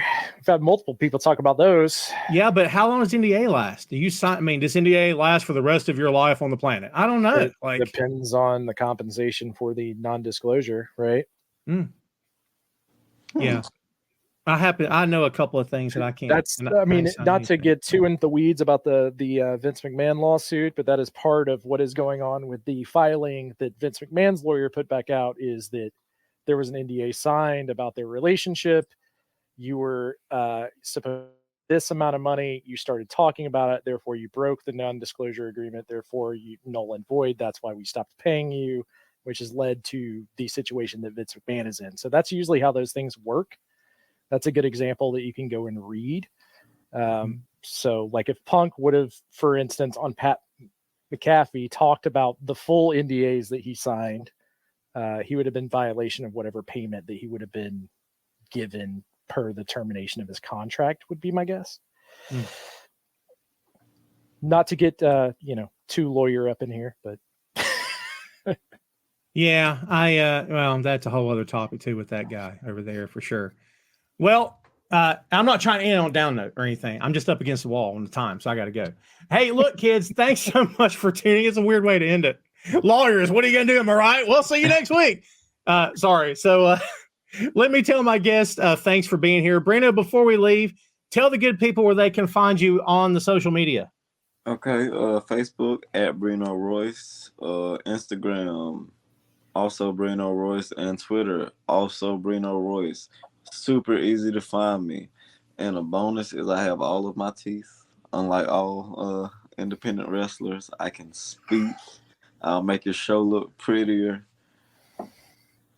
Matter of fact, tonight, I'm sorry, I wasn't even gonna go full Brino mode. You never go do it, Brino, but now I must, because tonight at 122 Builders Court, APW, I am the United States champion, and I am defending that championship against a former champion out there. Name is Jet Morris. I don't really care for him. I think he's got a bad back, and I'm gonna remind him why he should never ever. I keep forgetting you can't curse on here. But like every time I get into it, oh man, it ain't gonna be put a good swear for jar. back.